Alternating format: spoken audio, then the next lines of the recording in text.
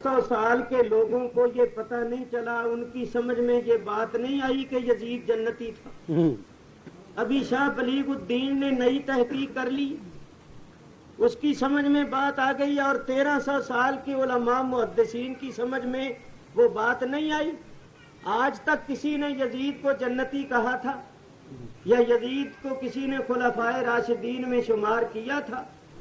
जो बुरे से बुरा आदमी होता था लोग उसको यजीद से तशबीह दिया करते। और एक बात आप याद रखो, हम मुसलमान बड़ी जल्दी बात भूल जाते हैं। 5 वक्त नमाज तो जमात के साथ कोई कोई पढ़ता होगा, अल्लाह सबको तौफीक दे। आमीन। जुमा तो 8वें दिन पढ़ते हो या नहीं? चलो जुमे में अगर तकरीर नहीं सुनते हो तो खुतबा तो सुनते हो। बताओ उस खुतबे में हजरत इमाम हसन हुसैन का नाम आता है या नहीं आता है? कभी तुमने सुना कि किसी ने यजीद का नाम भी लिया हो?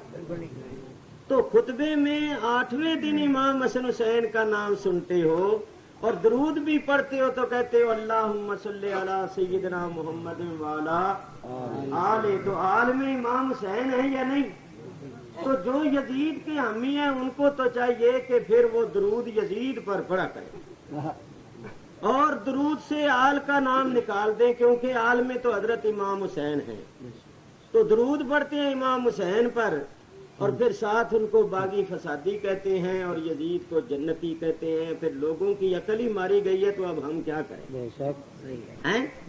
8वें दिन खुतबे में हजरत इमाम हसन हुसैन का नाम सुनते हैं और फिर उनके मुतल्लक ये कहते हैं कि माज़अल्लाह वो बागी और फसादी थे। तो क़यामत के दिन रसूलुल्लाह को क्या मुंह दिखाओ?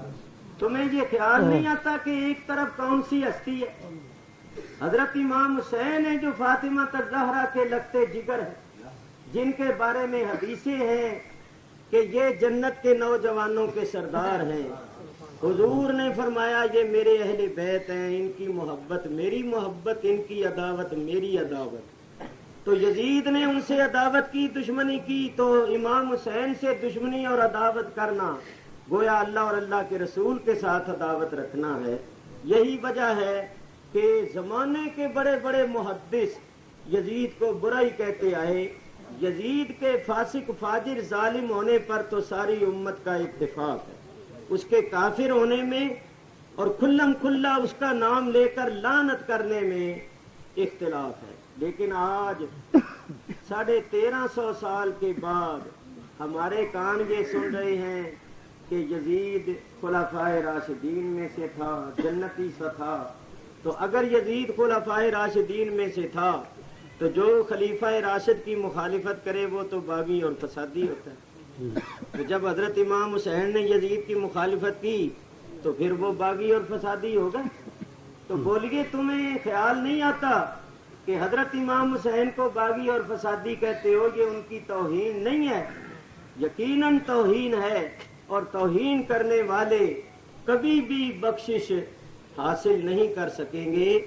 इस वास्ते मैं आपकी खिदमत में ये अर्ज करता हूँ कि इस किस्म के सवालात ही मत करो, इसलिए कि अगर तुम सवालात करोगे तो इसका मतलब ये है कि तुम अहमियत दे रहे हो। और ये एक सोची समझी स्कीम है कि जी तुम कहो शाह बलीगुद्दीन इस तरह कहते हैं ताकि शाह बलीगुद्दीन की शोहरत हो, शाह बलीगुद्दीन के मुतल्लक जलसे में कहा जाए तो लोग समझें कि वो भी कोई हस्ती होगी, हैं? तो भाई हम तो उसको इस लायक ही नहीं समझते कि उसको कोई अहमियत दें। उसका शुमार उलमा में नहीं होता, उसके मुंह पर दाढ़ी तक नहीं है, जो नबी करीम की सुन्नत पर अमल नहीं करता, जो अदरुए शरीयत फासिक है, उसकी बात काबिल एतबार नहीं है। तुम किस तरह उसकी बात को मानते हो? और जितने भी 1350 साल के आइम्मा मुहद्दिसीन मुफस्सिरीन हुए हैं उनकी बातों को तुम नजरअंदाज करते हो, तो इसका मतलब ये हुआ कि तुम बहुत गलत रास्ते पर हो। तो सीधे रास्ते पर आओ, जो सलफ सालेहीन का तरीका है उसी पर कायम रहो, नहीं तो कम अज कम तुम्हें इल्म नहीं तो जुबान ही बंद रखो। कहो भाई ये हमारा काम नहीं, ये उलमा का काम है, ہم تو آل رسول کے ساتھ محبت رکھتے ہیں کیونکہ ان کے ساتھ محبت رکھنا عین ایمان۔ صرف ایک حدیث شریف پڑھ دیتا ہوں، اس کے بعد تقریر شروع کروں گا۔ کسی بھی مولوی سے پوچھ لو، مشکات شریف لے آؤ، ابھی حدیث نکال کے دکھا دیتا ہوں۔ ترمذی شریف سے ستہ کی حدیث ہے، ترمذی شریف لے آؤ، ابھی حدیث شریف نکال کر دکھا دیتا ہوں۔ نبی کریم علیہ الصلوۃ والسلام نے فرمایا من احبنی و احب ہذین و اباہما و امہما کان معی فی درجتی یوم القیامہ۔ جس نے مجھ سے محبت رکھی، جس نے مجھے محبوب رکھا، اور امام حسن حسین کی طرف اشارہ کر کے کہا کہ ان دونوں سے محبت رکھی، اور ان کے ماں باپ حضرت علی اور حضرت فاطمہ سے محبت رکھی، فرمایا کان معی فی درجتی یوم القیامہ، وہ قیامت کے دن میرے ساتھ میرے درجے میں ہو۔ تو حضرت نبی پاک، حضرت علی، حضرت فاطمہ، حضرت امام حسن حسین سے محبت رکھنے کا یہ درجہ کہ جو رکھے گا وہ قیامت کے دن نبی کریم علیہ الصلوۃ والسلام کے ساتھ نبی کریم کے درجے میں ہو۔ اور حضور نے یہ بھی فرمایا کہ اے اللہ جو حسن حسین سے محبت رکھے تو بھی اس سے محبت رکھ، اور جو ان سے عداوت رکھے یا اللہ تو ان سے عداوت رکھ۔ تو معلوم ہوا کہ امام حسن حسین کے ساتھ جو عداوت رکھتا ہے وہ اللہ اور اللہ کے رسول کے ساتھ عداوت رکھتا ہے، اور عداوت رکھنے والوں کا جو حشر ہوگا وہ محتاج بیان نہیں ہے۔ تو پتہ نہیں ہم لوگوں کو کیا ہو گیا ہے کہ ہم بڑی جلدی گمراہی کا راستہ اختیار کر لیتے ہیں اور شک شبے میں پڑ جاتے ہیں۔ ارے یہ کہو، دیکھو میں تمہیں بتاؤں، محبت کی نشانی یہ ہے کہ حبو کا شیء یومی و یسن۔ حضور فرماتے ہیں محبت جو ہوتی ہے وہ محب کو اندھا اور بہرا بنا دیتی ہے۔ کیا مطلب؟ کہ محب اپنے محبوب کی برائی نہیں سن سکتا، محب اپنے محبوب کے متعلق ایسی کوئی بات نہیں سن سکتا جو اس کے محبوب کی شان کے خلاف، اور نہ محبوب کا کوئی عیب دیکھ سکتا ہے۔ ہم سے کیا پوچھتے ہو؟ ہم تو کہتے ہیں کہ جو اس قسم کی باتیں کرتے ہیں نا، ہمارے کان اس قسم کی باتوں کے سننے سے بہرے، ہم سننا ہی نہیں چاہتے کہ جائے کہ ہم بیان کریں۔ ہم تو یہ کہتے ہیں کہ کوئی ہمارے کانوں میں ایسی آواز ہی نہ ڈالے۔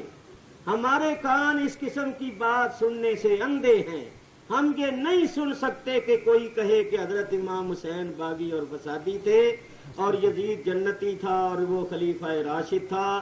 ہم تو اس بات کو سننے کے لیے بھی تیار نہیں۔ ہمارے کان اس قسم کی بات کے سننے سے بہرے ہیں۔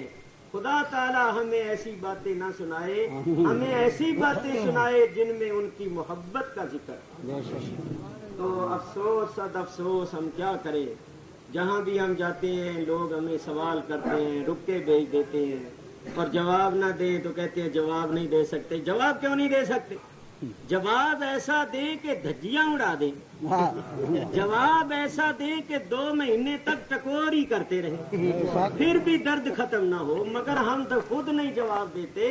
ہم اس کو اہمیت ہی نہیں دینا چاہتے، منہ لگانا ہی نہیں چاہتے، کیونکہ ہمارے نزدیک یہ ایسی بات ہے جس کو اہمیت دینا گویا گمراہی کو بڑھانے کے مترادف ہے۔ کیونکہ لوگ کہیں گے کہ جب اس کو بیان کیا جاتا ہے تو یہ بھی کوئی اہم بات ہوگی، تو یہ بات ایسی ہے ہی نہیں جس کا جواب دیا جائے۔ 1350 سال کے اندر کسی نے ایسی بات نہیں کی، اور یہ تو آپ جانتے ہیں کہ یہ سستی شہرت حاصل کرنے کے سلسلے ہیں۔ عربی کا مقولہ ہے کہ خالف تو رف، اگر تو مشہور ہونا چاہتا ہے تو کسی بڑی شخصیت کی مخالفت کر، اسی دن تیری شہرت ہو جائے۔ کوئی بندہ آج ہی کسی جگہ کھڑا ہو کر صدر ضیاء الحق کے خلاف تقریر چھوڑ دے، دوسرے دن ہی اخباروں میں رسالوں میں آ جائے اور شہرت ہو جائے، بہانے اندر ہو ہی جائے وہ الگ شہرت ہو جائے گی نا کہ بھائی اس کے خلاف بولا۔ تو یہ تو سستی شہرت حاصل کرنے کا ایک طریقہ ہے کہ اگر تم نے شہرت حاصل کرنی ہو تو کسی بڑے کی مخالفت کا سلسلہ شروع کر دو تو وہ شہرت ہو جائے گی۔ تو افسوس کہ لوگوں نے حضرت امام حسین رضی اللہ تعالیٰ عنہ کی ذات کو ایک بازیچہ اطفال بنا لیا ہے. ان کو اللہ رسول سے ڈرنا چاہیے. معاملہ بڑا نازک ہے. معاملہ اس کا ہے کہ جو اپنی ماں کی گود میں بھی کبھی اتفاق سے رو پڑتا تھا تو نبی کریم تشریف لا کر فرمایا کرتے تھے فاطمہ بیٹی حسین کو رونے نہ دیا کرو, جب اس کے رونے کی آواز سنتا ہوں تو مجھے تکلیف ہے. اللہ. تو جو ماں کی گود میں روئے رسول اللہ کی تکلیف کا باعث ہو, تو جن ظالموں نے اس حسین پر کربلا میں ظلم کیا, پانی بند کیا, اس کی آنکھوں کے سامنے اس کے جگر کے ٹکڑوں کو شہید کیا اور پھر شہید کر کے ان کی لاشوں پر گھوڑے دوڑائے اور ان کے سروں کو جسموں سے جدا کر کے نیزوں کے اوپر چڑھا کر گلیوں بازاروں میں پھرایا, تم اس یزید کی حمایت کرتے ہو. یہ یاد رکھ لو, جو یزید کی حمایت کرتے ہیں اس کو جنتی وغیرہ کہتے ہیں اور امام کی شان میں گستاخی کرتے ہیں, خدا ان کو کبھی نہیں بخشے گا انشاءاللہ. کہ اس سے زیادہ میں کچھ نہیں کہہ سکتا. کوئی میرے دل کی گہرائیوں میں جھانک کر دیکھے کہ میرے دل میں حضرت امام کی کتنی عظمت ہے اور ان کا کتنا بڑا درجہ ہے. تو میرے دوستو بزرگوں, ہوش کرو, آنکھیں کھولو, یہ پرفتن دور ہے, قرب قیامت ہے, گمراہی کا طوفان ہے جو چل رہا ہے. اس دور میں بڑا ہی کوئی خوش نصیب ہوگا جس کا ایمان سلامت رہے گا, ورنہ بہت سے لوگ اپنا ایمان برباد کر بیٹھے. اللہ تعالیٰ اپنے حبیب کے صدقے, اپنے حبیب کی آل اور اصحاب کے صدقے, اپنے حبیب کی امت کے اولیاء کے صدقے ہمارے ایمانوں کی حفاظت فرمائے اور ہمیں صراط مستقیم پر قائم رکھے. جو سلسلہ نبی کریم صلی اللہ علیہ وسلم کے زمانہ مبارکہ سے چلا رہا ہے اسی سلسلے پر ہمیں قائم رکھے. میں نے پہلے بھی آپ سے عرض کیا تھا کہ کراچی میں بھی یہ طوفان اٹھا, کتابیں لکھی گئی, ابھی بھی وہ کتابیں بازار میں بک رہی ہیں. تو میں نے اسی واسطے ایک کتاب بھی لکھ دی. تو جو یزید کے حامی ہیں, جو شاہ بلیغ الدین کے حامی ہیں, وہ اتنا کریں کہ شاہ صاحب کو کہیں کہ شاہ جی اس کتاب کا جواب دیں. پکاڑوی نے کتاب لکھی ہے امام پاک اور یزید پلیغ, لو ہمت ہے تو اس کا جواب دیں. پھر دیکھو شاہ صاحب کتنے پانی میں. تقریر انہوں نے کر دی اور جگہ جگہ کیسٹ بجا رہے ہو کہ وہ جنتی جنت, اس کے ہم نے 70 مرتبہ جوابات دیے ہیں. تو شاہ صاحب کوئی اس زمانے کے امام ہیں. میں کہتا ہوں کوئی اس زمانے کا امام بھی کوئی بات کرے ایسی, ہم اس کو بھی ماننے کے لیے تیار نہیں ہیں. ایک طرف قرآن اور حدیث ہے, ایک طرف ساری امت کا اجماع ہے, اس کے بعد کوئی بڑا ہی وہ مولوی ہو وہ بات کرے, اس کی بات کو کون اہمیت دیتا ہے؟ کیونکہ امت کے اجماع کے مقابلے میں کسی کی ایسی بات قابل تسلیم نہیں ہو سکتی جو اجماع کے خلاف. سمجھ گئے آپ؟ اس واسطے حق پر قائم رہو, اپنے ایمانوں کی حفاظت کرو اور ہر قسم کی گمراہی اور گمراہوں سے بچو. اللہ تعالی ہماری حفاظت فرمائے. ہمارے تو منہ میں زبان ہے, ہم کہہ ہی سکتے ہیں, آپ کو بتا سکتے ہیں. ہمارے ہاتھ میں قلم ہے, ہم نے لکھ دیا اللہ کے فضل سے, قرآن سے, حدیث سے, تاریخ کی کتابوں سے, اور جو شکوک و شبہات انہوں نے پیدا کیے سب کا جواب دے دیا. ہم یہی کر سکتے ہیں اور کیا کر سکتے ہیں. ہم نے اپنا حق ادا کر دیا الحمدللہ. تم پڑھو گے تو تمہاری بھی تسلی ہو جائے گی. اگر تمہیں علم نہیں تو تم اس دریا میں قدم مت رکھو, اور اگر دریا میں قدم رکھنا ہے تو پہلے تیرنا سیکھو. جو تیرنا نہیں جانتا وہ بڑے گہرے دریا میں اگر قدم رکھے گا تو سوائے ڈوبنے کے اور کیا ہوگا. تو میاں اگر اس دریا میں قدم رکھنا ہے تو پہلے تیراک بنو, ورنہ کنارے پہ کھڑے رہو, چنگے رہو گے. کیوں ڈوبتے ہو, کیوں ہلاک ہوتے ہو؟ اپنے ایمانوں کو بچاؤ. اللہ تعالیٰ اپنے فضل و کرم سے ہمارے ایمانوں کی حفاظت کرے.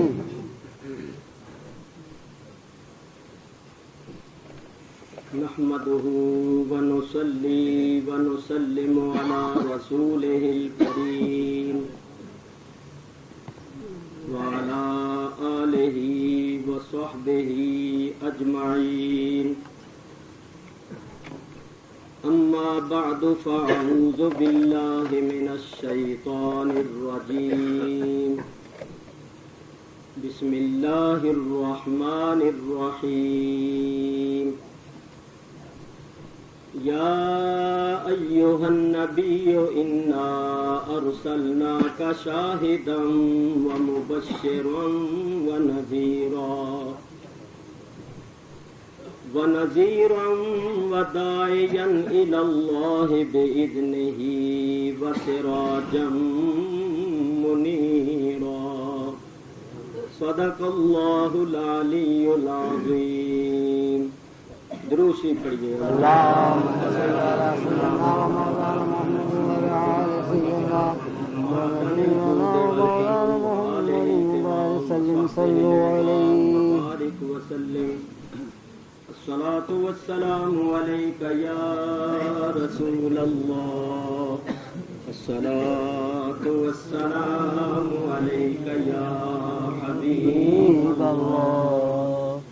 الصلاة والسلام عليك يا رحمة للعالمين وعلى آلك وأصحابك يا شفيع المذنبين. حمد و صلات کے بعد میں نے آپ حضرات کے سامنے قرآن کریم کی 2 آیتیں تلاوت کی ہیں. ان آیتوں میں اللہ تبارک و تعالی نے نبی کریم علیہ الصلوۃ والسلام کے چند اوصاف حمیدہ بیان فرمائے ہیں. اگر ایک ایک وصف جمیل کو تفصیل کے ساتھ بیان کیا جائے تو بہت زیادہ وقت درکار ہے. مختصر طور پر جہاں تک ہو سکتا ہے میں آپ حضرات کے سامنے بیان کرتا ہوں. وما توفیقی الا باللہ العلی العظیم. اللہ تعالیٰ ارشاد فرماتا ہے یا ایھا النبی، اے غیب کی خبریں دینے والے، انا ارسلناک، بے شک ہم نے تمہیں بھیجا، شاہدا ومبشرا ونذیرا، حاضر و ناظر اور خوشخبری دینے والا اور ڈر سنانے والا، وداعیا الی اللہ بإذنہ، اور بلانے والا اللہ کی طرف اس کے حکم سے، وسراجا منیرا، اور چمکا دینے والا آفتاب. یہ ہے ان 2 آیتوں کا لفظی ترجمہ. تشریح اور تفسیر کے سلسلے میں جہاں تک ہو سکتا ہے میں آپ حضرات کے سامنے بیان کرتا ہوں. میرے بزرگوں، یا حرف ندا ہے جس کا معنی ہے اے. اردو میں کیا کہیں گے؟ اے خاصائے خاصان رسول وقت دعا ہے، امت پہ تیری آ کے عجب وقت پڑا ہے. تو اردو میں یا کا ترجمہ کیا ہے؟ اے. اور نبی کا ترجمہ، نبی کا معنی کیا ہے؟ یہ بات بڑی توجہ سے سنو. کتنے قرآن شریف ترجمے والے چھپے ہوئے ہیں، مختلف لوگوں نے ترجمے کیے ہیں. ان ترجمے والے قرآن شریف کو دیکھو تو ان ترجمے والے قرآن شریف کے اندر تمہیں نبی کا معنی نہیں ملے گا. سب نے ترجمہ کر دیا اے نبی. تو بھئی اے تو ترجمہ ہو گیا یا کا، اور نبی کو نبی ہی لکھ دیا تو نبی کا معنی تو نہ لکھا. نبی تو عربی کا لفظ ہے. جب نبی لکھ دیا تو مانا نہیں کیا بلکہ وہی لفظ لکھ دیا جو اللہ نے فرمایا. تو دیکھنا یہ ہے کہ لفظ نبی کا معنی کیا ہے. کسی نے لفظ نبی کا معنی نہیں کیا. اگر معنی کیا ہے تو ایک اعلی حضرت امام اہل سنت مولانا شاہ احمد رضا خان فاضل بریلوی رحمت اللہ علیہ نے کیا ہے. ان کے ترجمے والے قرآن میں معنی ملتا ہے, دوسرے ترجمے والے قرآن میں ہمیں معنی نہیں ملا. تو سنو, لفظ نبی کا معنی سن لو اور یاد کر لو. لفظ نبی کا معنی کیا ہے؟ المخبر عن الغیب. نبی کا معنی ہے غیب کی خبر دینے والا. لو سب یاد کر لو, نبی کا معنی کیا ہے؟ غیب کی خبر دینے والا. تو اب کرو ترجمہ. یا ایھا النبیو, اے غیب کی خبریں دینے والے. یہ ترجمہ کیا ہے اعلی حضرت, اور یہ ترجمہ بالکل صحیح ترجمہ ہے. کوئی علم والا اس ترجمے کو غلط ثابت نہیں کر سکتا, بلکہ بحمد اللہ تعالی ہم قرآن کریم سے اس ترجمے کی صداقت کو پیش کر سکتے ہیں, اور پہلے بھی پیش کیا ہے, تفصیل کی ضرورت نہیں ہے. یا ایھا النبیو, اے غیب کی خبریں دینے والے. اب بتائیے, غیب کی خبر وہی دے گا جو خود غیب کی خبر رکھتا ہو. جس کو خود غیب کا پتہ نہیں, جس کو خود غیب کی خبر نہیں, وہ دوسرے کو غیب کی خبر کیا دے گا؟ بھائی غیب کی خبر وہی دے گا جو خود غیب کی خبر رکھتا ہوگا. جس کو خود غیب کا پتہ نہیں, وہ دوسرے کو غیب کی خبر کیا دے گا؟ تو آئیے اب ہم اللہ تعالیٰ سے یہ سوال کرتے ہیں کہ اے اللہ تعالیٰ, تیرا نبی جو سارے نبیوں کا سردار ہے, تو کیا وہ غیب کی خبریں دیتا ہے؟ کیونکہ نبی کے معنی ہے غیب کی خبر دینے والے. تو تیرا نبی غیب کی خبریں دیتا ہے؟ اللہ تعالیٰ قرآن پاک میں ارشاد فرماتا ہے, وَمَا هُوَ عَلَى الْغَيْبِ بِضَنِينٍ, اور وہ رسول غیب کی خبریں بتانے میں بخیل نہیں. وما ہوا, اور نہیں ہے وہ رسول, علی الغیب, غیب پر, بیضانین, بخیل. با محاورہ ترجمہ یہ ہوگا, اللہ فرماتا ہے میرا محبوب غیب کی خبریں بتانے میں بخل نہیں کرتا. میرے بزرگوں اور دوستوں, ایک بات بتاؤ, بخیل کس کو کہتے ہیں؟ بخیل اس کو کہتے ہیں جس کے پاس مال ہو اور خرچ نہ کرے. جس کے پاس مال ہو ہی نہ, اس کو کوئی بخیل کہتا ہے؟ وہ تو فقیر ہے, وہ محتاج ہے, وہ مفلس ہے, وہ کلاش ہے. تو اللہ فرماتا ہے میرا محبوب غیب پر بخیل نہیں. کیا مطلب؟ کہ ہم نے جو اپنے حبیب کو غیب کے خزانے عطا فرمائے ہیں, ان خزانوں کے خرچ کرنے میں, ہم نے جو اپنے حبیب کو غیب کے علوم عطا فرمائے ہیں, ان غیب کے علوم کے بتانے میں میرا حبیب بخل نہیں کرتا, بلکہ اپنے غلاموں کو بھی غیب کی خبریں بتاتا ہے. چنانچہ دیکھیے, مولوی شبیر احمد صاحب عثمانی جو علماء دیوبند میں بڑا اونچا مقام رکھتے ہیں, اور ان کی تفسیر کو ان لوگوں نے اتنا بڑا درجہ دیا ہے کہ وہ کہتے ہیں کہ ایسی بے نظیر تفسیر پہلے نہیں چھپی. ان کی تفسیر اٹھا کر دیکھیں. مولوی شبیر احمد صاحب عثمانی اسی آیت وما ہوا علی الغیب بضنین کے تحت لکھتے ہیں یعنی یہ پیغمبر ہر قسم کے غیوب کی خبر دیتا ہے, ماضی سے متعلق ہوں یا مستقبل سے. عثمانی صاحب کیا کہہ رہے ہیں کہ نبی کریم صلی اللہ علیہ وسلم ہر قسم کے غیبوں کی خبریں دیتے ہیں, क्योंकि गुयूब जमा है गैब की, उस पर लफ्ज लगा हुआ है हर किस्म का। हर किस्म के गुयूब की खबर देते, यानी हर किस्म के गैबों की खबर देते हैं। मादी से मुतल्लक हो, वो गैब गुजरे हुए जमाने से ताल्लुक रखते हो या मुस्तकबिल से या आने वाले जमाने से ताल्लुक रखते हो, यानी नबी करीम अलैहिस्सलातु वस्सलाम हर किस्म के गैबों की खबरें देते हैं। तो मानना पड़ेगा कि नबी करीम हर किस्म के गैबों को जानते। अगर हर किस्म के गैबों को जानते नहीं तो हर किस्म के गैबों की खबर भी नहीं देख सकते। हर किस्म के गैबों की खबर वही दे सकता है जो हर किस्म के गैबों को जानता हो।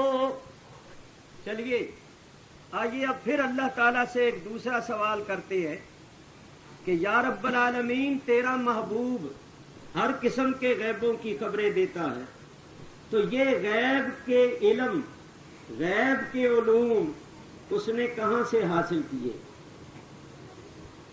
अल्लाह तबारक व तआला इरशाद फरमाता है, मा कान अल्लाहु लियुत्लिअकुम अलल गैबे वलाकिन अल्लाह यज्तबी मिन रुसुलिही मन यशा। अल्लाह की ये शान नहीं है कि आम लोगों तुम्हें गैब पर मुत्तले कर दे, गैब का इल्म दे दे। वलाकिन अल्लाह यज्तबी मिन रुसुलिही मन यशा।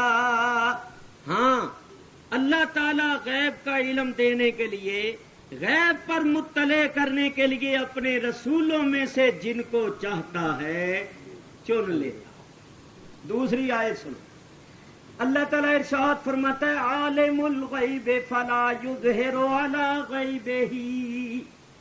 जानने वाला है गैब का, अपने गैब पर किसी को मुसल्लत नहीं करता।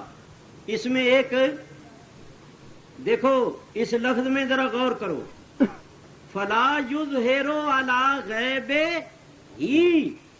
ये ही ज़मीर जो है इसका मर्जा कौन है? अल्लाह तबारक व तआला आलिमुल गैब। तो वो आलिमुल गैब अपने खास गैब पर, अपने खास इल्मे गैब पर किसी को मुसल्लत नहीं करता। इल्ला मन इर्तदा मिर रसूल, सिवाय अपने पसंदीदा रसूल।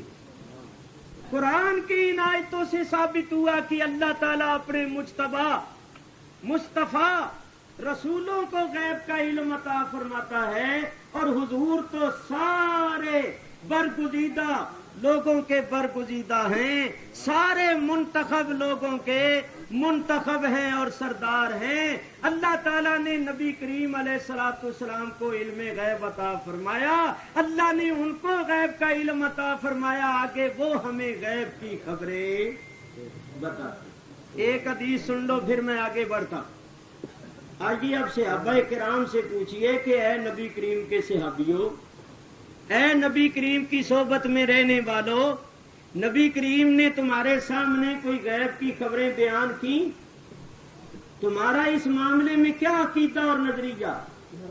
तो तवज्जो करो, सही बुखारी शरीफ, सही मुस्लिम शरीफ के अंदर ये हदीसें मौजूद है। ये हदीस की सबसे बड़ी किताबें, इन दोनों किताबों का नाम है सही है, दोनों सही किताबें, उनके अंदर ये हदीस मौजूद। और रावी भी देखो कितने बड़े हैं, अमीरुल मोमिनीन हजरत उमर फारूक रदी अल्लाह ताला अन्हु। हजरत उमर फारूक रदी अल्लाह ताला अन्हु फरमाते हैं, फाअखबरना, बस खबरें दी हमको। किसने? रसूलुल्लाह सल्लल्लाहु अलैहि वसल्लम। क्या खबरें दी? अन बदिल खल्के हत्ता दखला अहलुल जन्नते मनाजिलहुम व अहलुन नार मनाजिलहुम। मखलूकात की इब्तिदा से लेकर जन्नतियों के जन्नत में जाने और दोज़खियों के दोज़ख में जाने तक की सारी खबरें हुजूर बयान फरमा दी। सुभान अल्लाह, सुभान अल्लाह। भाई आप हज़रात इधर तवज्जो करो, जन्नती जन्नत में اور जहन्नमी जहन्नम में क़यामत के बाद जाएंगे या पहले? क़यामत के बाद जब हिसाब किताब हो जाएगा तो जन्नती जन्नत में अपनी अपनी मंजिलों में पहुंच जाएंगे, जहन्नमी जहन्नम। उस चीज से लेकर मखलूकात की इब्तिदा से लेकर क़यामत आ गई, हिसाब किताब हो गए, जन्नती जन्नत में अपनी अपनी मंजिलों में पहुंच गए और जहन्नमी जहन्नम में अपने अपने ठिकानों में पहुंच गए। ये सारी खबरें हुजूर ने हमारे सामने बयान फरमा। सुभान अल्लाह। अब बोलो, अगर हुजूर जानते नहीं थे तो मखलूकात की इब्तिदा से लेकर जन्नतियों के जन्नत में जाने और दोज़खियों के दोज़ख में जाने तक की सारी खबरें हुजूर ने कैसे बयान फरमा। हजरत उमर फरमाते हैं, हाफिज़हू मन हाफिज़हू व नसियहू मन नसिया। जिसने याद रखा सो याद रखा, जो भूल गया सो भूल गया। नबी पाक ने सब कुछ बयान फरमा दिया। क़यामत तक के हालात हुजूर ने बयान फरमा दिए, क़यामत की निशानियां बयान फरमाई, जो कुछ क़यामत के दिन होना है वो बयान फरमाया, क़यामत के बाद जन्नत के हालात बयान फरमाए। सरकारे दो आलम अलैहिस्सलातु वस्सलाम ने ये सब कुछ बयान फरमाया। ये दलील है इस बात की कि आप अल्लाह की अता से इल्म गैब जानते थे, क्योंकि नबी का माना ही है गैब जानने वाला, गैब की खबरें देने वाला। तो मालूम हुआ जो नबी करीम के इल्म गैब का कायल नहीं, वो नबी करीम को नबी ही नहीं मानता। नारे तकबीर, नारे रिसालत। अब इन लोगों का क्या हाल है वो भी मैं अर्ज कर दूं, क्योंकि मेरे बाद कई लोग आएंगे जो तुम्हें धोखे में डालेंगे, तो मैं पहले ही ऐसी बात कर दूं कि उनका धोखा असरअंदाज ना हो सके। सुभान अल्लाह। देखो, वो आएंगे तो वो भी कुरान पढ़ेंगे। वो क्या पढ़ेंगे? वो पढ़ेंगे कि अल्लाह ताला इरशाद फरमाता है, ला यालमु मन फिस समावाति वल अर्दिल गैबा इल्लल्लाह। जमीन और आसमान में जितने भी हैं उनमें अल्लाह के सिवा कोई गैब नहीं जानता। वो ये आयत पढ़े कि देखो, इसमें अल्लाह ने साफ फरमाया, ला यालमु मन फिस समावात, नहीं जानता जो कोई आसमानों में, वल अर्द और जमीन में, अल गैबा गैब को, इल्लल्लाह सिवाय अल्लाह। बा मुहावरा तर्जमा ये होगा कि आसमानों के रहने वाले, जमीन के रहने वाले, इनमें कोई अल्लाह के सिवा गैब नहीं जानता। अब बार बार जब इस आयत को पढ़ा जाएगा तो लोग सुनेंगे तो वो उसके मुताबिक अकीदा कर लें। मैं कहता हूं, अगर इस आयत पर इसी तरह अकीदा रखा जाए कि अल्लाह के सिवा कोई नहीं जानता, तो अल्लाह ताला की इस आयत, अल्लाह के इस फरमान की तकजीब लाजिम आती है। मसलन मैं ये कहूं कि ये जितना मजमा बैठा हुआ है जलसागाह में, इनमें कोई शख्स अंग्रेजी नहीं जानता, मैं ये कहूं, और कोई शख्स उठकर फर फर अंग्रेजी बोलना शुरू कर दे, अंग्रेजी में बातें करना शुरू कर दे, तो बोलो लोग क्या कहेंगे? लोग कहेंगे कि उकाड़वी ने झूठ बोला, उकाड़वी ने गलत कहा, ऐसे ही कह दिया। इसने कहा कि इस सारे मजमे में कोई अंग्रेजी नहीं जानता और ये साहब तो अंग्रेजी बोल रहे। अगर ये जानते ना होते तो बोलते कैसे? तो बोलो, मेरी बात की तकजीब हो जाएगी कि नहीं? मेरी बात गलत हो जाएगी या नहीं? बिला तशबीह। अब अल्लाह फरमाता है कि जितने आसमानों जमीन में हैं मेरे सिवा कोई गैब नहीं जानता, और नबी करीम गैब की खबरें दे रहे हैं। जो कुछ हो चुका और जो कुछ क़यामत तक होने वाला है हुजूर बयान फरमा रहे। इधर अल्लाह फरमाता है कोई नहीं जानता, उधर नबी करीम बता रहे हैं, खबरें दे रहे हैं। तो फिर तो अल्लाह के कलाम की तकजीब लाजिम आ जाएगी। लोग कहेंगे अल्लाह तो कहता है कोई नहीं जानता और रसूलुल्लाह तो जानते हैं, वो खबरें दे रहे हैं। तो आइए मैं तुम्हें बताऊं कि इस आयत का मतलब क्या है। इस आयत का मतलब ये है कि जाती तौर पर, हकीकी तौर पर आसमानों जमीनों में जितने हैं उनमें अल्लाह के सिवा कोई नहीं जानता। जाती तौर पर जानता है तो अल्लाह जानता है, हकीकी तौर पर जानता है तो अल्लाह जानता है। हाँ, نبی کریم جانتے ہیں تو اللہ کے بتانے سے جانتے ہیں۔ اس آیت کا مطلب یہ ہے کہ خود بخود بغیر اللہ کے بتائے کوئی نہیں جانتا۔ کیوں کہ اس زمانے میں جو ساحر، کاہن، مسحور وغیرہ لوگ تھے وہ غیب دانی کے دعوے کرتے تھے۔ ان کا دعویٰ تھا کہ ہم غیب جانتے۔ اللہ نے ان کی تردید میں آیت اتاری کہ آسمانوں میں اور زمین میں جتنے ہیں ان میں ذاتی طور پر آج خود اللہ کے سوا کوئی نہیں جانتا، اس کے بعد وہ جانتا ہے جس کو اللہ تعلیم دے اور اللہ بتائے، اور ان کاہنوں ساحروں کو اللہ نے نہیں بتایا۔ تو وہ آیت بھی حق اور دوسری آیتیں بھی حق، یعنی جن آیتوں میں نفی ہے، نفی بھی حق ہے، اس بات بھی حق ہے۔ نفی ہے خود بخود جاننے کی اور اس بات ہے اللہ کی تعلیم سے جاننے کی۔ تو ہمارا یہ عقیدہ ہے کہ خود بخود جاننا یہ اللہ کی شان، اللہ کسی کے بتانے سے نہیں جانتا، وہ ذاتی طور پر جانتا ہے، اور نبی کریم اللہ کے بتانے سے جانتے ہیں۔ جن آیتوں میں نفی ہے علم ذاتی کی اور اس بات ہے علم عطائی کا، ہم علم عطائی کے قائل ہیں۔ ہمارا یہ عقیدہ ہے کہ جو نبی کریم کے متعلق یہ عقیدہ رکھتا ہے کہ نبی کریم خود بخود علم غیب جانتے تھے، اللہ کے بتائے بغیر، وہ کافر ہے۔ نبی کریم جو بھی جانتے تھے وہ اللہ کے بتانے سے جانتے، اللہ کی تعلیم سے جانتے، اور اللہ جانتا ہے خود بخود، وہ کسی کے بتائے سے نہیں جانتا، وہ ذاتی طور پر جانتا ہے، اور انبیاء اولیاء اللہ کے بتانے سے جانتا ہے۔ یہ بالکل دیانتداری کے ساتھ مسئلہ عرض کیا ہے، یہی حق ہے، اور جو اس کو نہیں مانتا پھر اس کا مطلب یہ ہے کہ وہ صداقت اور دیانت کا قائل ہی نہیں۔ اللہ تعالیٰ ارشاد فرماتا ہے، یا ایھا النبیو، اے غیب کی خبریں دینے والے، انا ارسلناک، بے شک ہم نے تجھے بھیجا۔ یہ دوسرا مشر آ گیا۔ دیکھو اللہ فرماتا ہے انا ارسلناک، بے شک ہم نے تجھے بھیجا۔ توجہ سے سنو، ارسلنا بنا ہے ارسال سے، اور ارسال کے معنی ہیں بھیجنا۔ اللہ تعالی نے خلقنا کا نہیں فرمایا،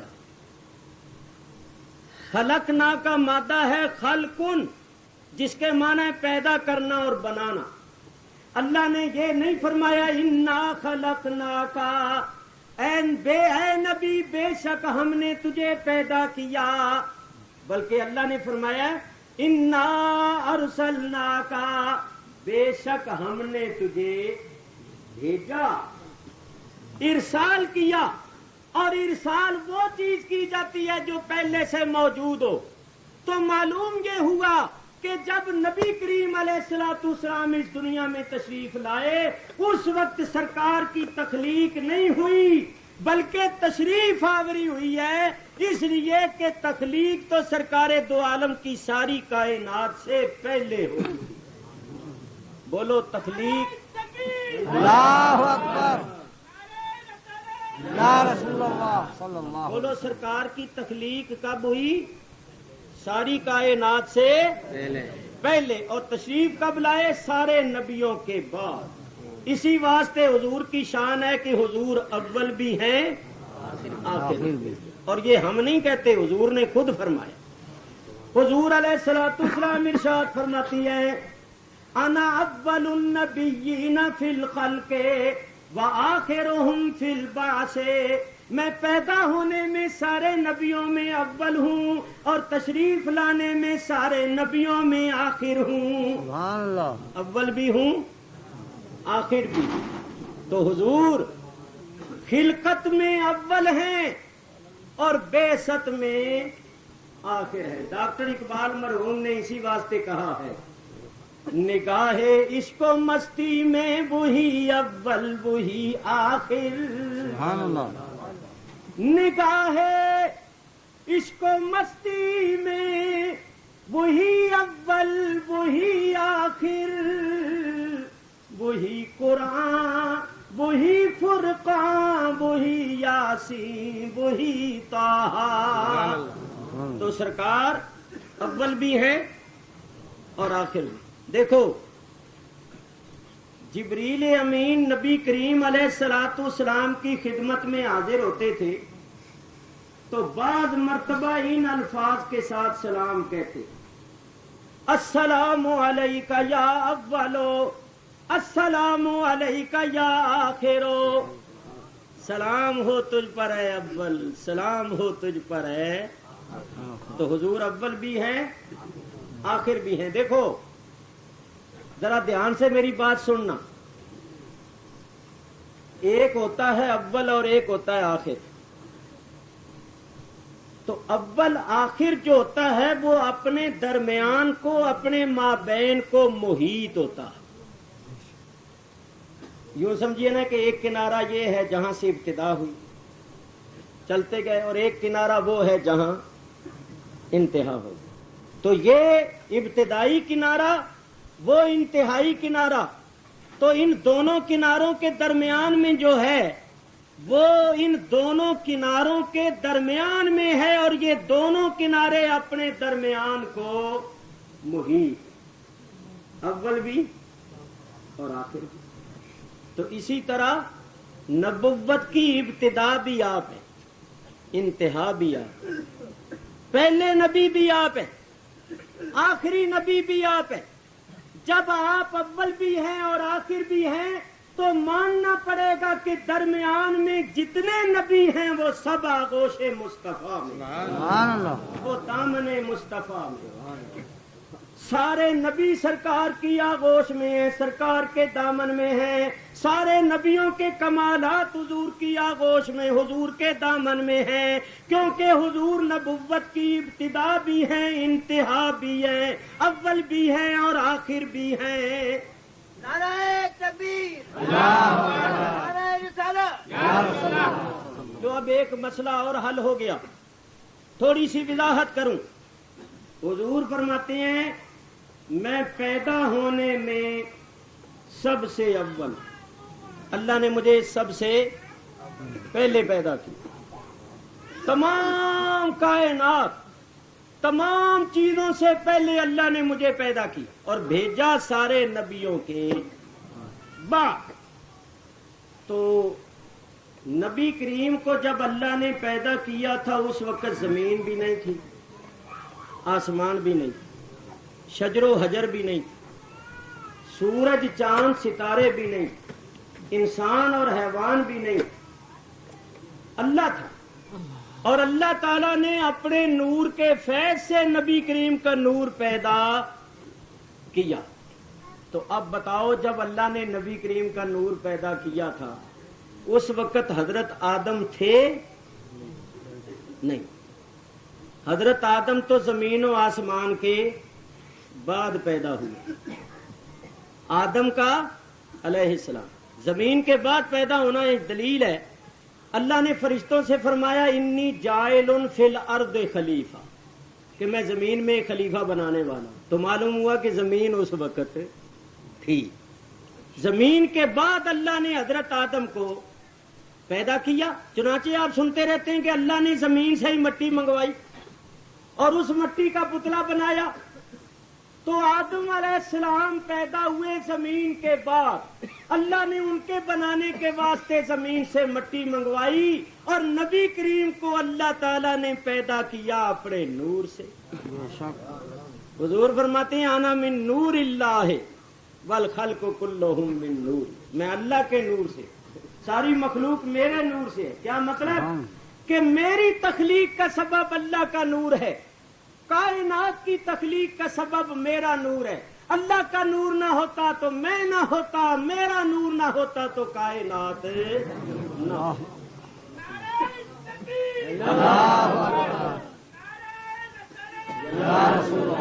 حضور علیہ الصلوۃ والسلام اللہ کے نور سے پیدا ہوئے. اس وقت نہ زمین نہ آسمان نہ انسان نہ حیوان.